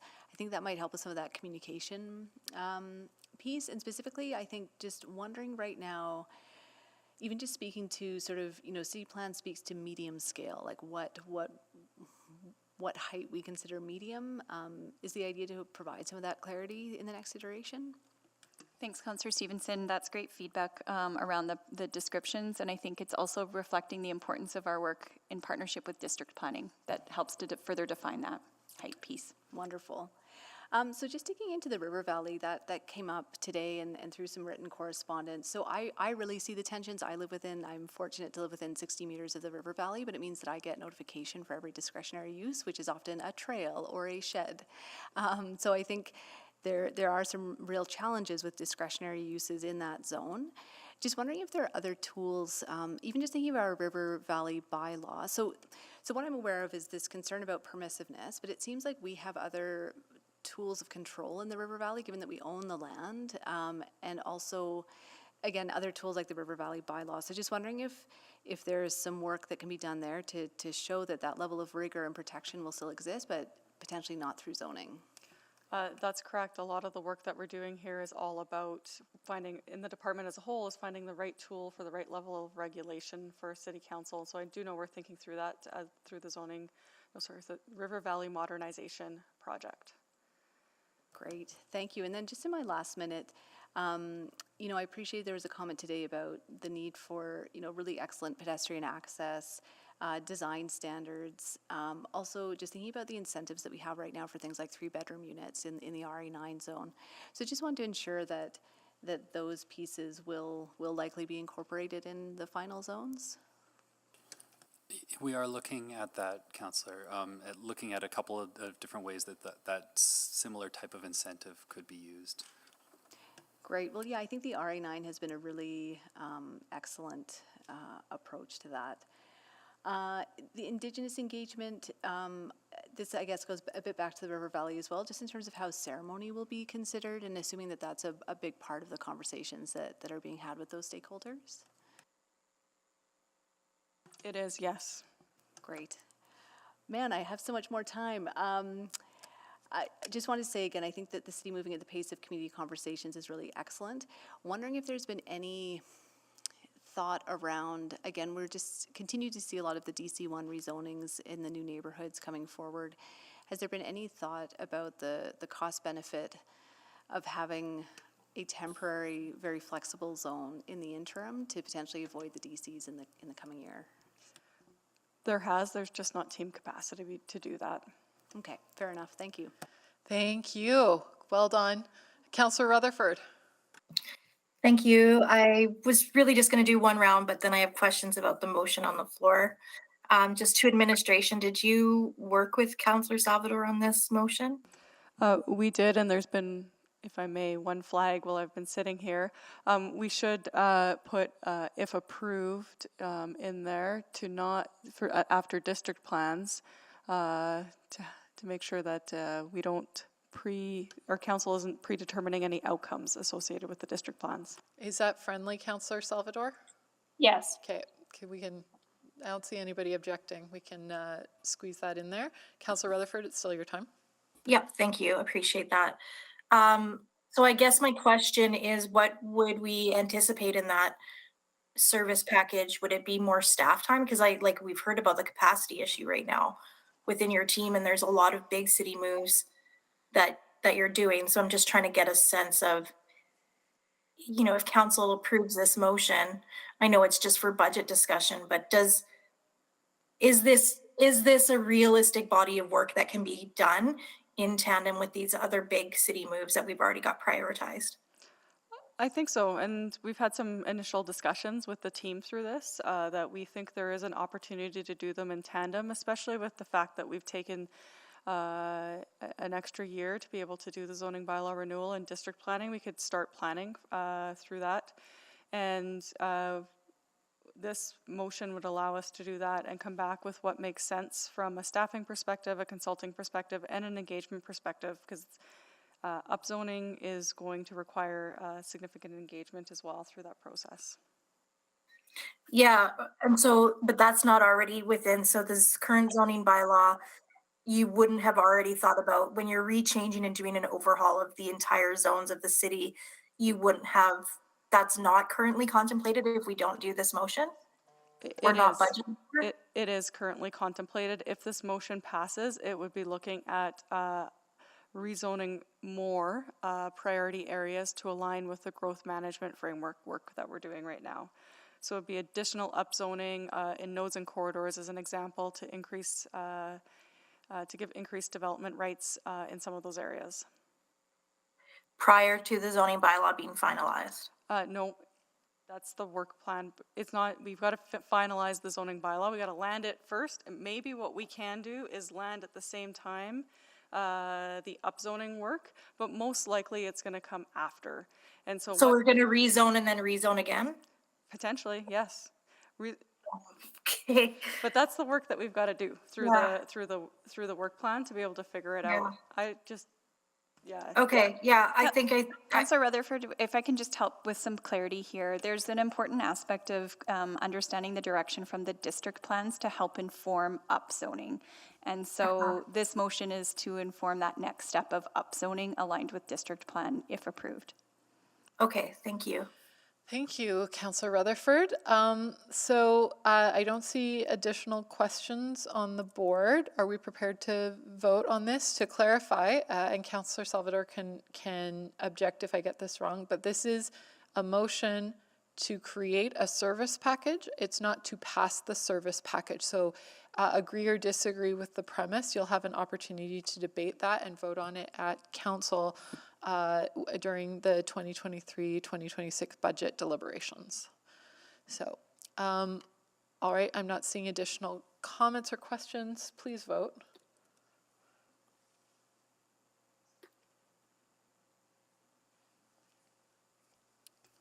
We have the votes. Please display. And that is carried. Thank you. Councillor Salvador, did you have an additional motion on this piece? I did. It's kind of a follow-up to this one. All right. Can you table it at this time? Absolutely. So that administration provide a report outlining a potential work plan, including timing, engagement, resources, and budget on an approach to rezoning priority areas as identified through district plans and growth management due Q1 2023 to Urban Planning Committee. And may I introduce? Yes, I'll be brief. Please do. Yeah. This actually, I think, gets to Councillor Rutherford's question around what that resourcing ask would look like, what type of engagement would be involved in this work.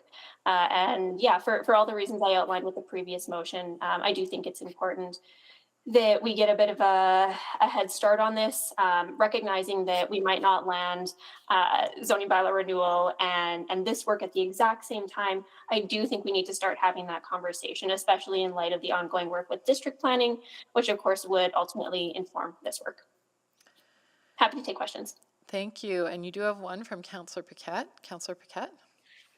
Oh, thank you, Madam Chair. And thank you, Councillor Salvador, for this motion. Just a question to administration.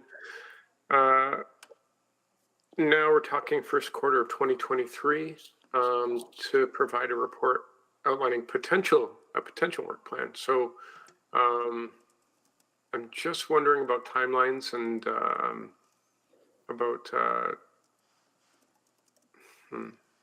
how does this work for timelines and providing surety to our various partners in the community and in building. Yeah, a good observation, Councillor Paquette, and I think that was your question was to administration. So what I would see here is that we would bring a service package forward, and it's going to be in a certain dollar amount in order to advance this work. And then there's multiple different pathways for us to advance that work that are approximately that dollar value. So we could have more engagement, for example, we could hire more internal staff, or we could use more consulting. So the way that we approach the project would be outlined in this report that would come forward, and this report that would come forward would give the certainty to industry and to Edmontonians around timelines, and to Councillor Rutherford's observation about multiple rezonings, about when that would happen, and what areas that industry could expect would be upzoned sooner rather than later, or for them to upzone. I think similar to the other motion, it probably does need something like if approved in here, if that's amenable to the committee. Is that friendly, Councillor Salvador? That's very, very friendly, yes. All right. After growth management, if approved, correct? That's what you're referring to, Ms. McCabe? That's correct. Okay, so on the end. All right, sorry, Councillor Paquette, it's still your time. Oh, that's fine. No, okay, that's great. Yeah, this is a large body of work, and so I hope what this does is it gives some comfort to those who came to speak today, understanding that they are still part of the conversation, and that conversation will become more broad-based as we go forward. I think we're going to be, from the looks of it, capturing as many pertinent voices as possible. Is that your read on it, Ms. McCabe? Yes, it is. Okay, perfect. All right, thank you. Thank you. Any other comments, questions, concerns on the motion? Right, I'll call the vote. Please vote.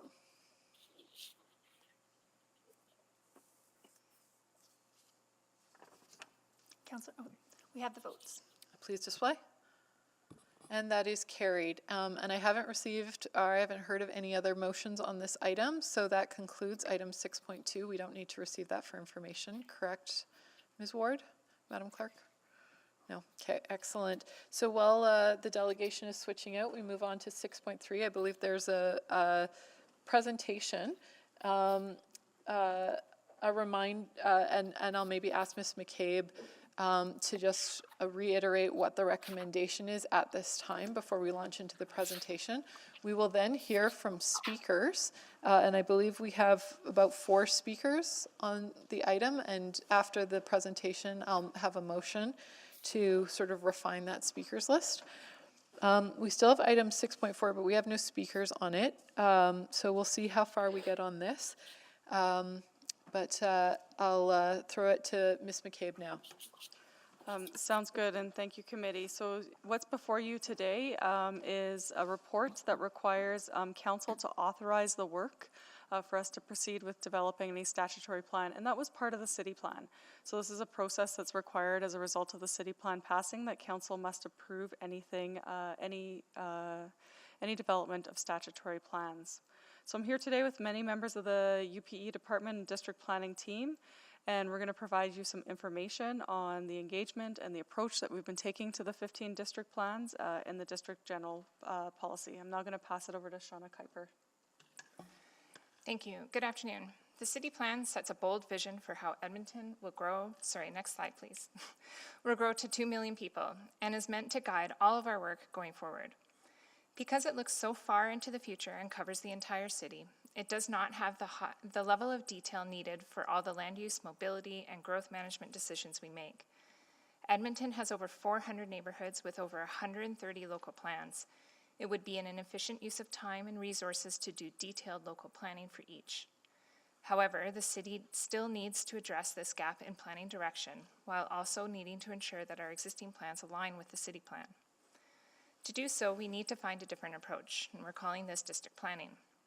This work builds directly off of the city plan, which established 15 districts across the city, and this will ensure that all areas in Edmonton have planning, mobility, and growth management direction below the city plan.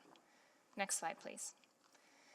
The district planning project will help implement the city plan in a number of ways. It will translate land use, mobility, and growth management direction from the city plan to the district level. It will contribute to the modernization of the city's planning framework to become more responsive to future change and disruption, and it will inform decision-making for land development applications. This project is one of many initiatives that administration is undertaking to transform Edmonton into a healthier, more urban, prosperous, and climate-resilient city of 2 million people. Next slide, please. District planning will help achieve the city plan's big city move of communities. Part of this idea is the 15-minute concept, that Edmontonians can access the things they need within a 15-minute walk, bicycle ride, or transit trip from their homes. It is important to note that district plans are not the only tool used to achieve this. There are actions that need to be taken across the corporation and with our city building partners to realize this goal. Next slide, please. In the near term, the project objectives for district planning are more modest. The district planning project currently underway is about establishing the initial structure and content while drawing from the city plan and existing policies to guide growth to 1.25 million residents. As a result, this work will not create new concepts, policies, or directions. This project will result in general policies that apply across the city, a district plan for each of the 15 districts, the repeal of completed or outdated plans and guidelines, and a work plan for what comes next, the more detailed planning work needed to address unresolved planning issues. Next slide, please. The district general policy will contain citywide policy direction applicable to places and features found in all districts. The district general policy draws first from the city plan, then from other citywide strategies, guidelines, and other policy documents. It will also leverage general policies shared among existing plans today. Next slide, please. District plans will include context, maps, additional policy direction, and growth activation information for each district. District plans will apply information and direction from the city plan, illustrated through a series of maps, and depict how that district is expected to change over time. District plans will also include specific policy and mapping for local areas as already directed through existing statutory plans and other policy documents that align with the city plan. This requires reviewing all plans in effect, over 130, to determine what policies align with the city plan and what should be retained, and what policies have served their purpose or may not align with the city plan. As an outcome, we expect to propose that some existing plans be repealed. Next slide, please. Administration is working to prepare initial drafts for all 15 district plans and share them with Edmontonians in late summer of this year. Preparation of draft material is necessary to provide an initial basis for feedback, gathering input, and making revisions. Ultimately, 2023 is when administration expects to complete work and seek council approval at public hearing. We will return to committee in early 2023 after the main engagement phase to share what we've learned from Edmontonians and how their feedback will inform revisions to the drafts. Next slide, please. Through this project, we know we need to engage with Edmontonians and our city building partners across the city, such as leagues, industry, businesses, and other community organizations, and be clear on the level of engagement we're seeking, the input we need, and how that input will be used. This is important because we know that the approach to district planning is different. It's a new planning tool. It reflects a different level of planning that Edmontonians are not used to.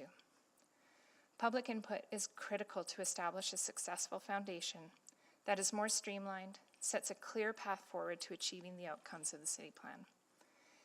Create-level engagement was integral to the development of Connect Edmonton and the city plan, and remains an important part of realizing their outcomes. Create-level engagement will be required in subsequent work to enhance and expand once the foundation of district plans is established. As administration speaks to Edmontonians about district plans, the city will learn of unresolved issues that require create-level participation from the public to address. Administration will report these back to council on these issues, and these will help shape our work plans after district plans are in place. Next slide, please. In response to direction received to council in August of last year, administration reviewed the engagement approach to provide additional opportunities for more Edmontonians to provide feedback. We know that some Edmontonians are eager to participate, and we want to reassure them that they have not missed anything.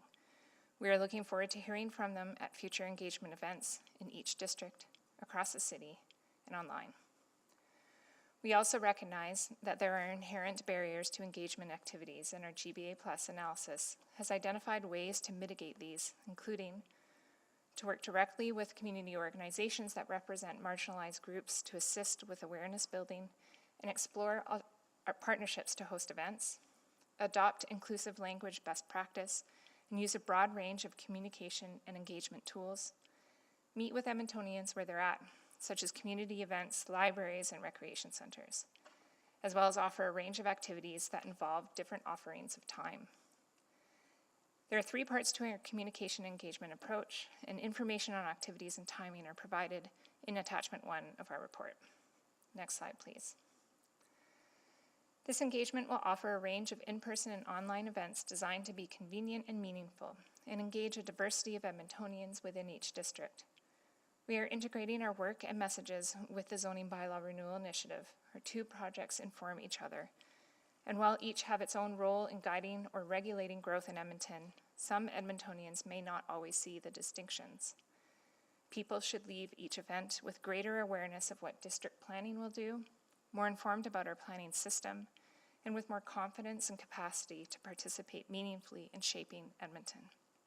Next slide, please.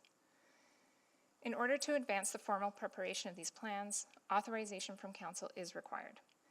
The City Plan established this requirement in order to ensure the orderly creation of new statutory plans, particularly where these would expand urban development at the edges of our city. District planning will not result in any expansion of development at the edges of our city, and that's not already approved in existing statutory plans. Authorization is required as the district general policy and district plans will be new statutory documents. With Council authorization, district plans will be prepared and formally advanced through the public hearing process to become bylaws. Next slide, please. And thank you. This concludes our presentation, and we are happy to answer any questions that you may have. Thank you. And before we get to that, we do have members of the public who would like to weigh in on the question before us today. So we already approved 5 people.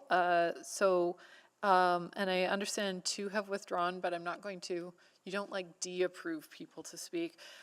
So I'll move that we add Jan Hardstaff and Elaine Soles to our speaker panels this morning to speak on item 6, or this afternoon to speak on item 6.3. And all those in favor?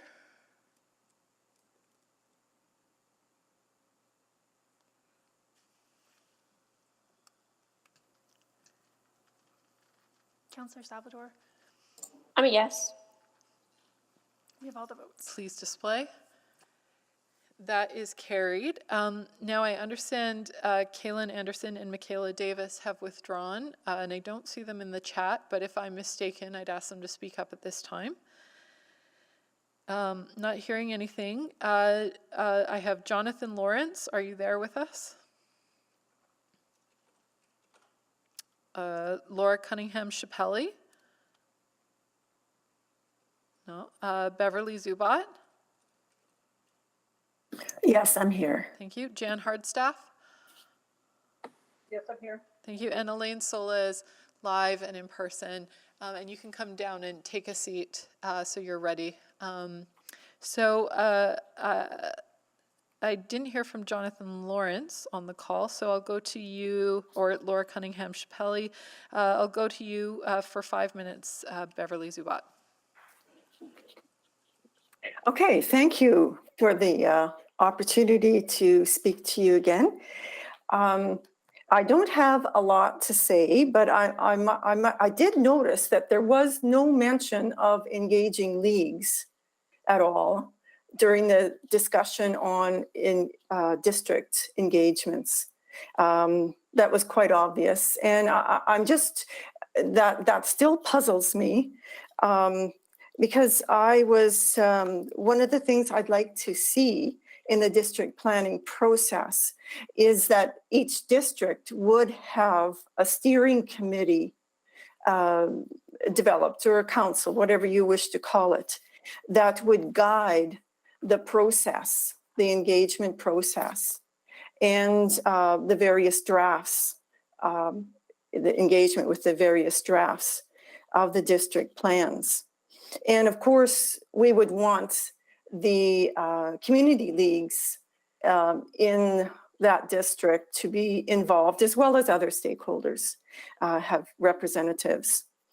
This has been tried, this kind of method of participatory steering, so to speak, of local people has been done in parks planning and has been very successful. It really leverages a lot more resources for the whole process. It gets buy-in, creates understanding, because the steering committee can also help with that. So I think you would be losing out if you did not do something like that. And I'd also like to mention I'm very puzzled with the motion that was just passed. And I guess I'm assuming that the new zoning bylaw would be approved before any service package or any work would be done on the rezoning. It does not make sense to rezone once and then rezone again. That seems a waste of resources to me. And it's already overwhelming for the public to keep, it's very easy for people who've worked in the city bureaucracy to see a way of getting things accomplished and getting them accomplished quickly, but you're not taking the public along with you. And I think it's a really, really important. This is transforming the city. It's really important you bring the public along. And this is too quick, too fast of a pace for the public to understand what's happening to them.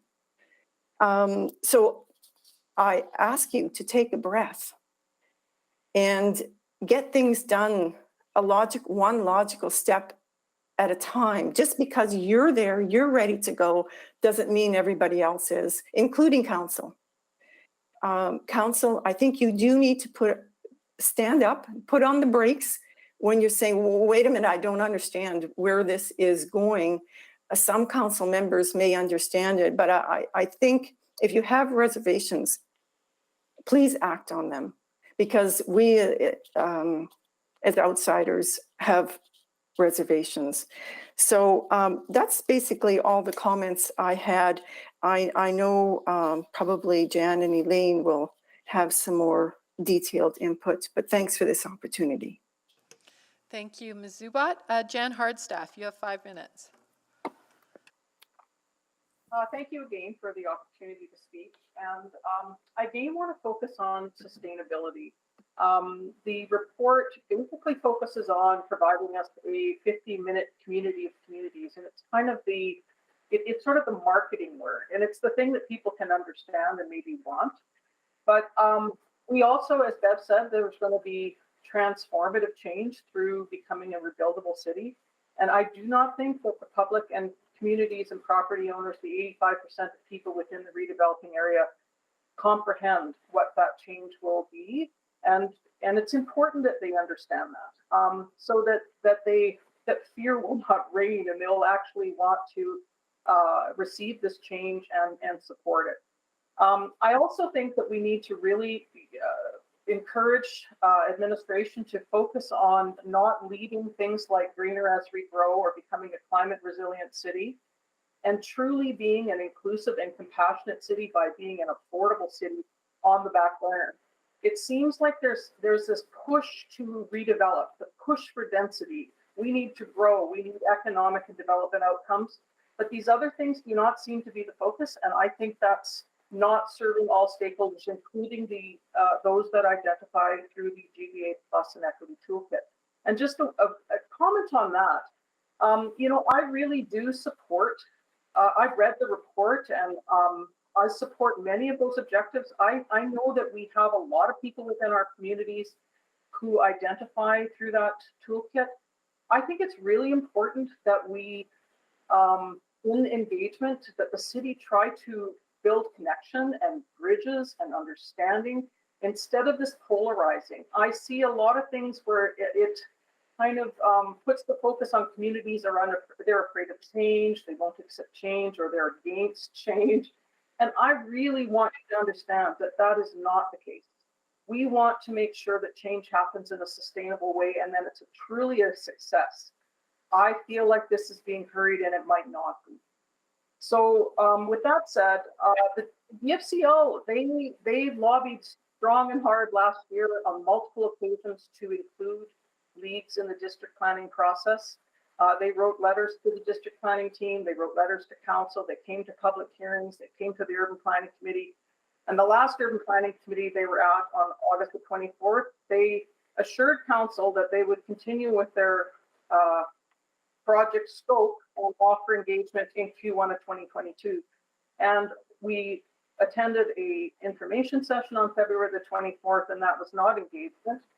And they came to the EFCL Planning and Development Committee meeting. I was there, and provided updates to timelines. But again, there was no engagement.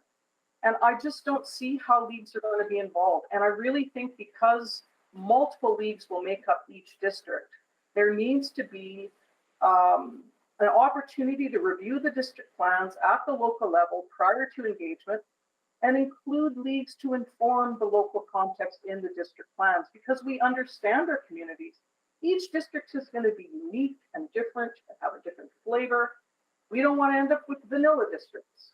And we don't want to add the spice later on, because I think we want to make sure that you capture the flavor of every district.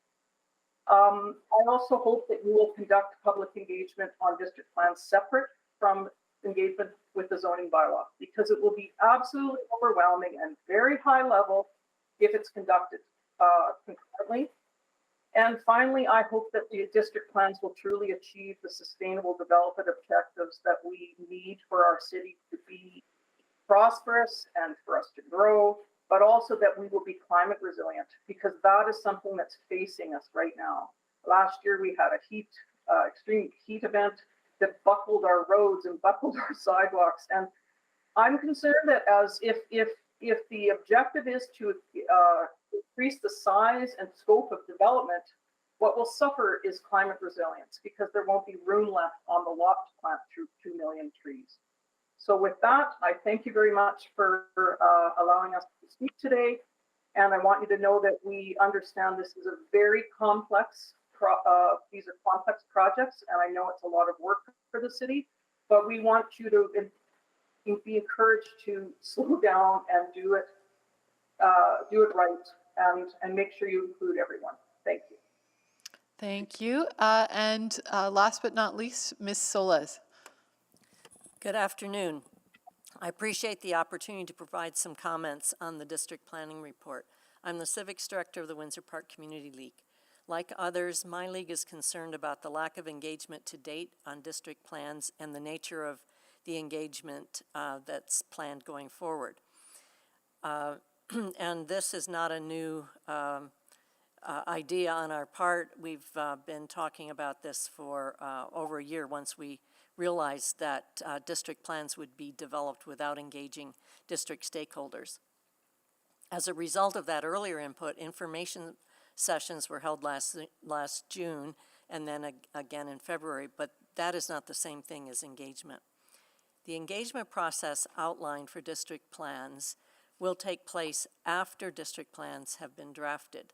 This puts communities and residents in a reactive mode, and the plans may generate opposition or more opposition just because they were created without any community input. That is, without the input from the people who know their areas best, what their areas have and can build on, and what their areas need to create 15-minute districts in their areas. Each plan will contain a distinct district context section. This section in each district plan would be enriched through discussion with district stakeholders. The one in the draft plan that's online and available for people to review is very dry, very bare bones and dry. The primary focus of district plans seems to be to accommodate more people by providing more opportunities for higher density housing. The city plan has other objectives, including a green, climate resilient city. An increased population living in apartment-style housing without backyards will need adequate park space. Without a focus on green space, the heat island effects will increase and the many benefits of green space will not be realized. Another objective is a compassionate and inclusive city, but upzoning and increasing density doesn't often achieve that. It more typically results in renoviction and gentrification. The timeline for this project has been extended, but the amount of engagement has not increased. Also, the engagement on district plans will be taking place at the same time as engagement on the zoning bylaw renewal. This is just too much for community volunteers and residents, even for those who are well-versed. Some suggestions to improve engagement before council approves the recommendation in this report. Involve community leagues in each district as key stakeholders in district planning, including the conversation starters that will be taking place later this month and next. As district stakeholders, community leagues should have a part in developing the contents of district plans, not just have an advisory role. As such, district stakeholders should be engaged well before draft district plans are available for general public review. Separate the district plan engagement from zoning bylaw renewal engagement so that both complex projects receive sufficient attention while communicating clearly how they are linked and work together. Expand the scope of district plans to look at the amount and type of green space. For example, it will be a problem if the tree planting project for 2 million trees, however worthy, takes up so much of the existing green space in a district that residents lose open space for gatherings and active recreation. At the same time, an increasing population will need more, not less, open green space. Expand the scope of district plans to look at ways to achieve a compassionate and inclusive city. Marginalized people can get displaced by gentrification when older housing stock with larger units is demolished and replaced with more expensive small units. Deliberate, affordable housing approaches are needed. It can be done. It's done in other cities, and I've seen examples. The timeline may need to be adjusted. To do this right requires more engagement than currently planned and may take more time. Thank you for your consideration. Thank you for your contribution today. Are there questions of speakers? Councillor Salvador, you selected this. Yeah, I think my questions, the bulk of them are for administration. I'll ask one, I guess, just around engagement. So, you know, we've heard this several times, both in this item and in the previous conversation. My understanding is that there will be some pretty extensive opportunities to be engaged in an ongoing manner, both as, you know, individuals, as leagues, and as EFCL. I guess I can go to Ms. Soles on that. You're still feeling like there's not enough opportunity moving forward, and recognizing we're taking that additional year in delaying this in order to gather some of that? I think the additional year is because the materials haven't been prepared according to the original timeline. It's my understanding that there's going to be no additional engagement than was originally planned, but it is going to be at a later time. It was originally supposed to be taking place, you know, in this time frame, and instead it'll be taking place in the fall, and that the plans will all be prepared and drafted before we get an opportunity to see them or to provide any input. Okay, now, maybe I might be, you know, someone can correct me on that, but that is how I read the words on the page. Sure, and I'll ask administration, but I guess a follow-up question to that, and this is something that I've been thinking about through this conversation, you know, and I think about city plan and the extensive engagement that went into that. That's kind of that, you know, high-level visionary document, sets the direction where we want to go, and then as we get more granular into district planning and even zoning bylaw renewal, there is absolutely still room for engagement, but it gets more technical as we go down. I guess, what do you feel is an appropriate level or degree of engagement, recognizing that that can be placing a lot of onus on community members? I mean, if you're going to be expected to go through some pretty technical documents, where's that line? That's a good question. The district plans should reflect the flavor of the district and not just be a technical exercise. Well, we can put, oh, here's a corridor, we'll put some things here. It needs to have, It's that involvement for understanding and for buy-in, as well as for that district flavor.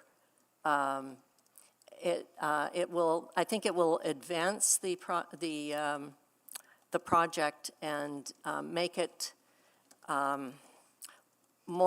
generally more acceptable and understood throughout the city if it is, if people are able to be engaged. For example, you heard a speaker just a few minutes ago suggesting some kind of steering committee or advisory group or something of that sort for each district to work through. We heard administration say they were going to be engaging with districts on the district plans. The materials I've seen so far and the materials earlier, from earlier reports on this item, they weren't even going to talk to each district. They were going to talk to groups of districts together. So it doesn't give a sense of district identity or any of that important aspects of what a district plan should be. We live in those districts. We know our districts. Okay, well, I'll follow up with administration on that. I really you. appreciate your answers, and thanks for coming out today. Thank you. Councillor Principe. Thank you, Madam Chair. Ms. Soles, my question is to you. I just wanted to say that I'm hearing the same story, but two very different sides of the same story. So I'm trying to get a better understanding of it. I hear that there's been some engagement, but maybe is it that you feel that your input is not being listened to or reflected in that engagement? There hasn't been engagement on district plans. There has been information sessions, full stop, so to date. Although I understand the point that the city plan was created and now it's the opportunity to bring the policies and the vision and so forth, the city plan down into the district level. I certainly can understand and appreciate it, but I also appreciate, there are people, 1 million people live in the city throughout, and grouped into 15 districts. They have a sense of what their district is and what they want to see in their district plans, and see themselves reflected in it. And if something just comes down and, well, here's your district plan. Oh yeah, oh, that's my district plan, is it? Well, what about such and such? To be handed it as opposed to be involved in it. It just seems just not. It just isn't it doesn't work very well. Mm-hmm. And that's in relation to your comment, reactive mode. That's right. Right? Yeah. Okay. Thank you. That's my only question. Thank you, Councillor Principe. I believe that's all questions of the speaker, so thank you for your patience today and staying with us while we talk this through. We have about 8 minutes left, and I'm ambitious, and I think we can do this. So we'll go now to questions of administration. Once again, I'll just ask members of committee and council. First of all, this motion will have to go up to council regardless of what is sort of discussed today. And the second piece is that I just ask that we keep our questions focused on the question before us, which is, are we initiating the statutory planning process? All right, Councillor Salvador. Thank you, Madam Chair. And just in terms of timing, I'll be happy to put the recommendation on the floor. That's okay. Yeah, you just read it. Great. Yeah. So the Urban Planning Committee recommend to City Council that administration prepare district plans and the district general policy as outlined in the April 12th, 2022 Urban Planning and Economy Report UPE 01052 in alignment with the City Plan Policy 2.3.2.2. And I actually still have questions myself, if that's okay. Yeah, absolutely. You can introduce it if you like, or you can proceed with your questions to administration. Yeah, I think I'll just proceed with questions. I just want to follow up with administration around that line of questioning as it pertains to engagement. Like I said, to the speakers, my understanding is that there will still be that opportunity for engagement when it comes to district planning, and part of that will happen over the coming year. Is that correct? That's correct. We will be. Okay. Yeah, sorry. Sorry, go ahead. No, it's all good. Yeah, we see leagues, they are critical to the success of district plans, and we will be seeking their feedback on the drafts and the local context that's within the district plans. So we will be asking for their feedback this summer and throughout next year. Fantastic. That's really great to hear. And I hope that yeah, provides a little bit of reassurance to folks that that's absolutely coming down the line, and that leagues and community leagues are seen as that key stakeholder. That's it for questions from me. Thank you so much. Thank you, Councillor Salvador. Councillor Principe. Thank you. I just wanted to continue on that line.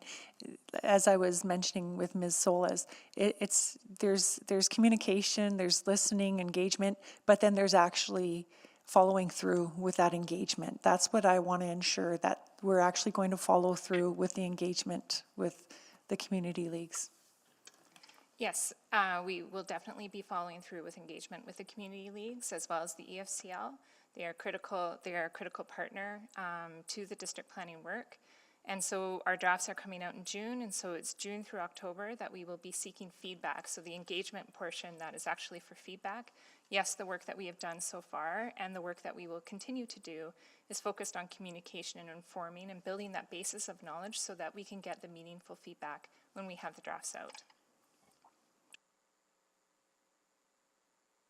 Okay, when I heard you say that basis, it concerns me, just because I'm concerned that we have the plan and they can pick where the tree goes, as opposed to, yeah, or maybe not that. Maybe that's not a good example, but you'll have the basis and then they just have little input. There will be aspects of the plan that we seek greater feedback than others. Like, for instance, in the city plan, it brushes broad strokes for our nodes and corridors. We will be bringing greater definition to that, and we need that local understanding on the ground as to whether we've got that right, and we won't get it right. And so we need the feedback from our community members and various organizations as to whether, for instance, in that example, we've got the line right on the map. Councillor Principe, if I may, the engagement is primarily at the refine and advise levels as we work through it, but there's absolutely going to be a tension with this project with community leagues, because it's a tension about the level of detail that they're looking for. And I have heard this from community leagues and absolutely fundamentally agree with them that their local context is so important to them. And that is really incredibly important as we move forward with the city plan, that we honor that. But the district planning is not going to be the right tool for capturing all of the important parts of what makes a community unique. Our district planning is going to be more high level than that. And so we'll work with the community leagues through that. And I still think that there's going to be a need for us as a city to be able to better capture that local context as we move forward, because it is so important to creating community, important to community. I don't know what that looks like yet, but we will continue to gather that gather the feedback that's at a more detailed level from community leagues while we work through them, but make sure that we've got the higher higher planning at the district planning. It won't get as granular as the community leagues want us to get. So I need to acknowledge that there is going to be that tension as we work through them, work through the district planning and work with the community leagues. Okay, thank you. Thank you, Councillor Principe. Before I get to you, Councillor Stevenson, I need to do some housekeeping here. We're not going to get to item 6.4 today, so I understand a number of council members had some questions on it, but we don't have a motion at this time, so I think the best course of action is to postpone it to the next Urban Planning Committee meeting, where I think we have a little bit of capacity. So we have a motion on the floor right now. Currently, we can't bring a new motion until we deal with this motion, correct? I believe the motion to deal with postponement could take precedence if we wanted to do that. Because it's an order motion. Yeah. Okay. All right. Could I get someone to put a motion to postpone item 6.4? I can put forward a motion to... They've got one for you. Don't worry. Oh, okay. Oh, wonderful. Thank you. that the April 12, 2022 Integrated Infrastructure Services Report, IIS 00934, be postponed to the April 26, 2022 Urban Planning Committee meeting. Thank you. So we will pick that up on that day. Questions, comments, concerns? We had no speakers on the item, so please vote.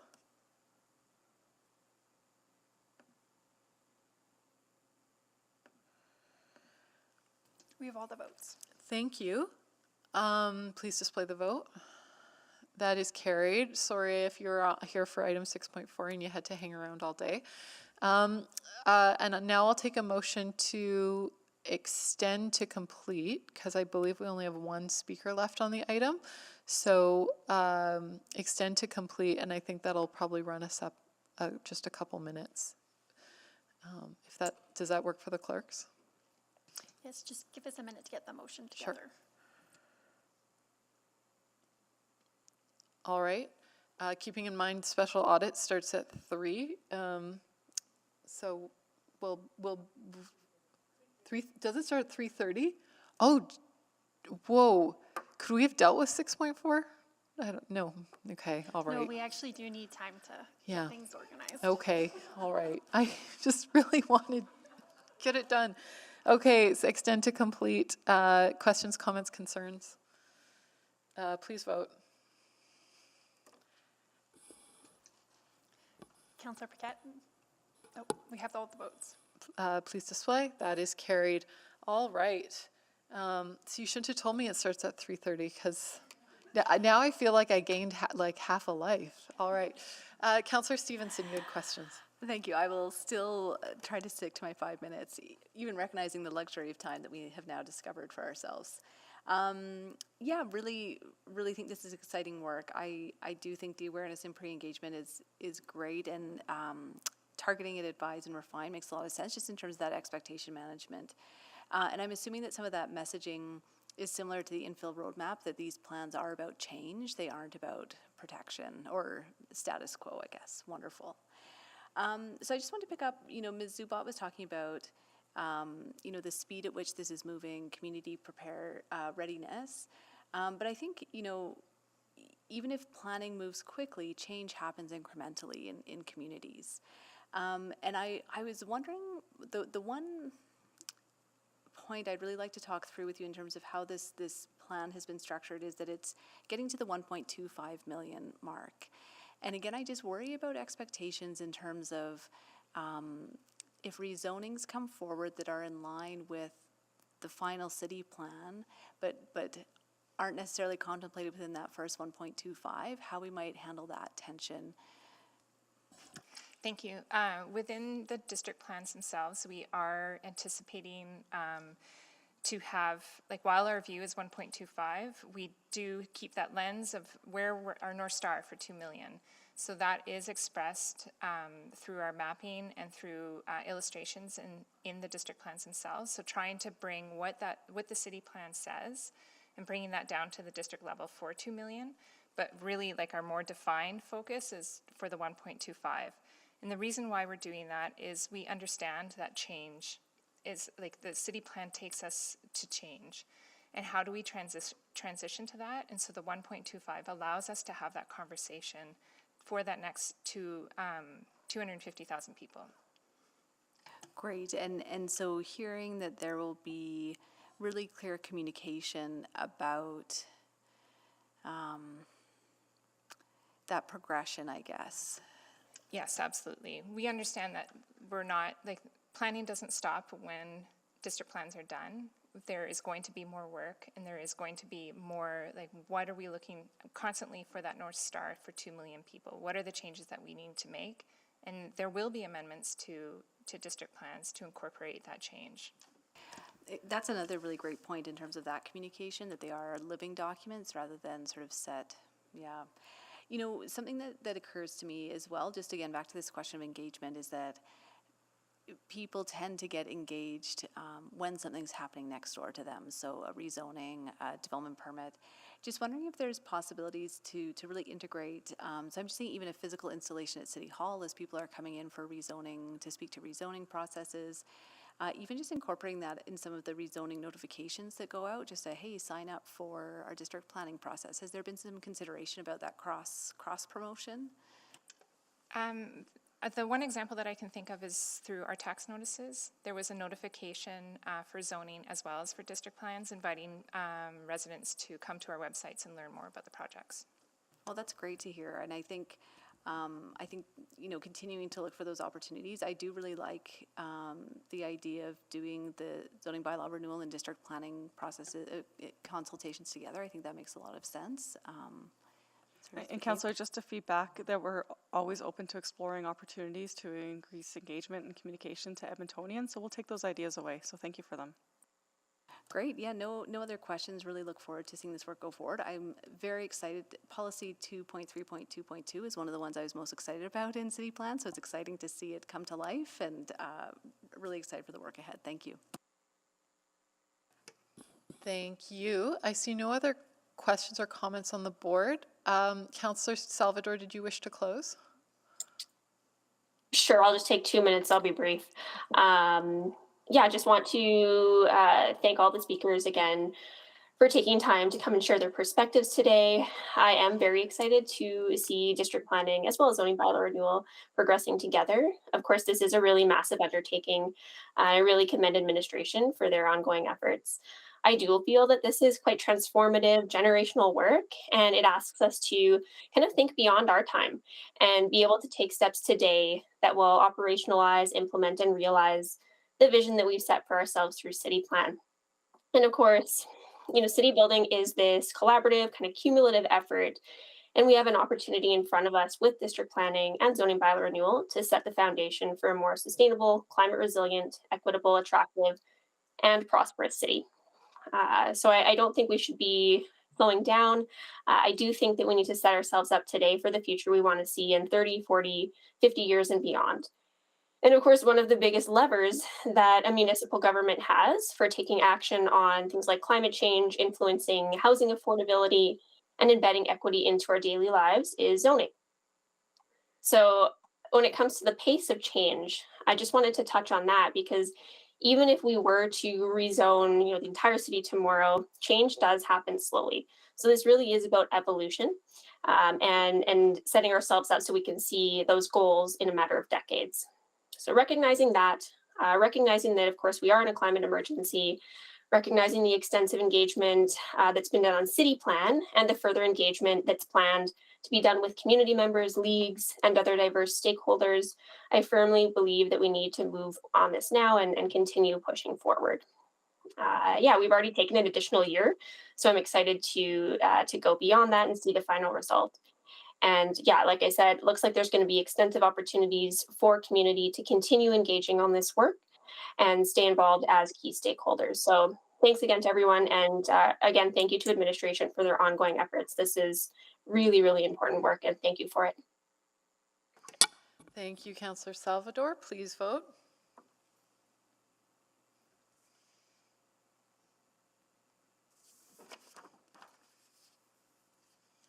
We have all the votes. Please display the vote. And that is carried. So that will go up to council for approval. So that takes us to the end of our agenda as we have postponed item 6.4 to the next meeting. We have no motions pending. We have no private reports. Any notices of motion or motions without customary notice? I didn't receive any heads up on those today. Then we are adjourned. Thank you. Thanks to everyone for coming out today and for fantastic administration.